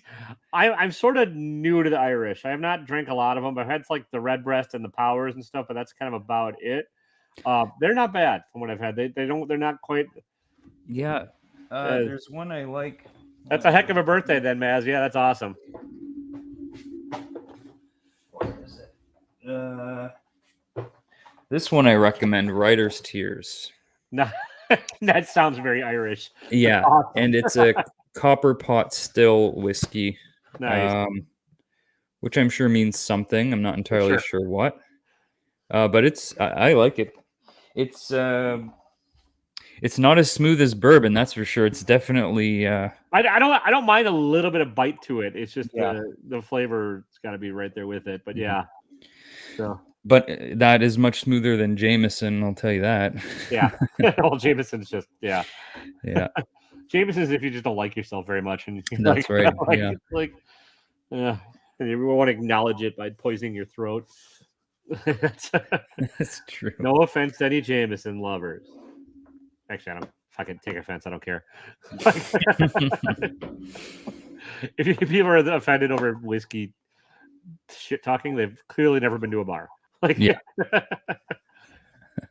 Are you okay, I know you like the whiskeys, but like pre-COVID and stuff, were you a bar part patron, or did you mostly like home drinker, or like how did you do it? When I was younger, sure, but it's primarily at home or at usually my brother's place. Nice. He lives close by, so yeah, we like to tie one on together. And yeah, I'm a fan of dive bars.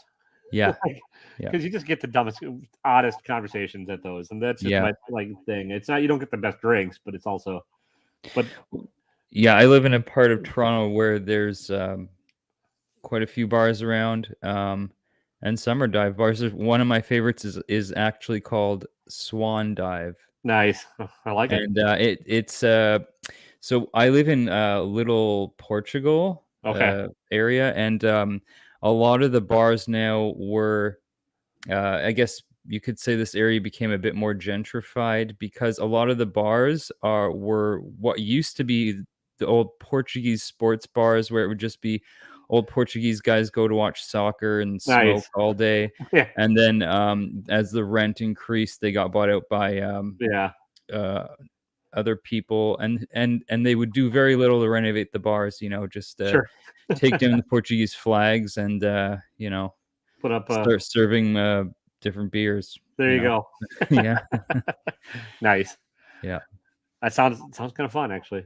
I mean, again, I didn't go a ton, but like when I did go out, that's kind of like, and I'll go to like craft whiskey, like craft distilleries and stuff too, and try it. It's just kind of like, hey, the atmosphere I enjoy here, the weirdo ones. Like tomorrow, I'm gonna go watch football at a punk rock dive bar just because it's a fun place to go watch it. Yeah. So. Yeah, I mean, when I was, I guess how old I would have been? I would have been underage. So when I was like, I'd say 17, 18. Actually, no, I didn't start. I was a late bloomer. I didn't start drinking until I was 18. Wow. So almost of age. Yeah. Most of my friends started when they were like, 15? So nice. Yeah. But I used to go to this, oh man, it was the dive bar of all dive bars. It was called Pepper Restaurant, and it was just this guy named Manuel ran it, and he let me and my friends drink there, all clearly underage. I mean, we were kids. So this bar every weekend was filled with like 6 or 7 teenagers, and just a bunch of very sad alcoholics, and it was that was a real dive bar for sure. Yeah, it sounds like one near me they used to be called Pat's Tap. It's no longer in existence, but same Mhm. idea. Like they just didn't give a shit. Like And the owner was very nice. He would sell you beers to go. He'd go and he would sometimes bring out hot dogs on toothpicks. nice. And yeah. All right. That actually sounds pretty good. Mhm. Oh shit. Well, what do you got? Anything, not to wrap this up, but just to sort of wrap this up. What do you got coming up on your channel? Anything exciting going on, or?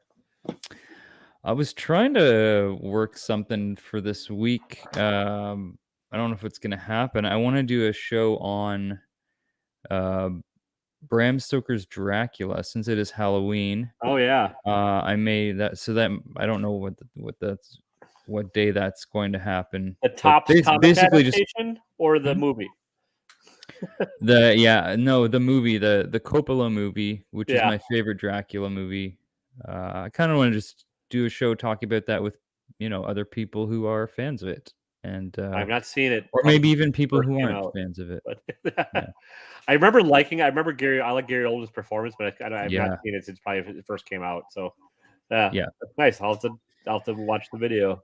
There's that, and then Friday it's going to be another epic rap battle on DJ Lynx's channel, which I will be part of again, and I'm nice.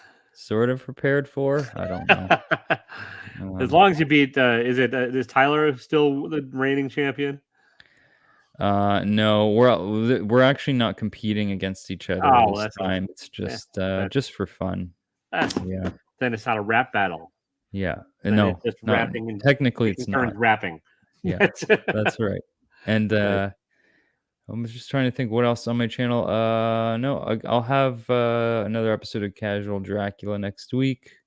Nice. Other than that, I don't really have anything planned. I don't really plan anything more than a week ahead. And, fair enough. Yeah. Planning's for suckers.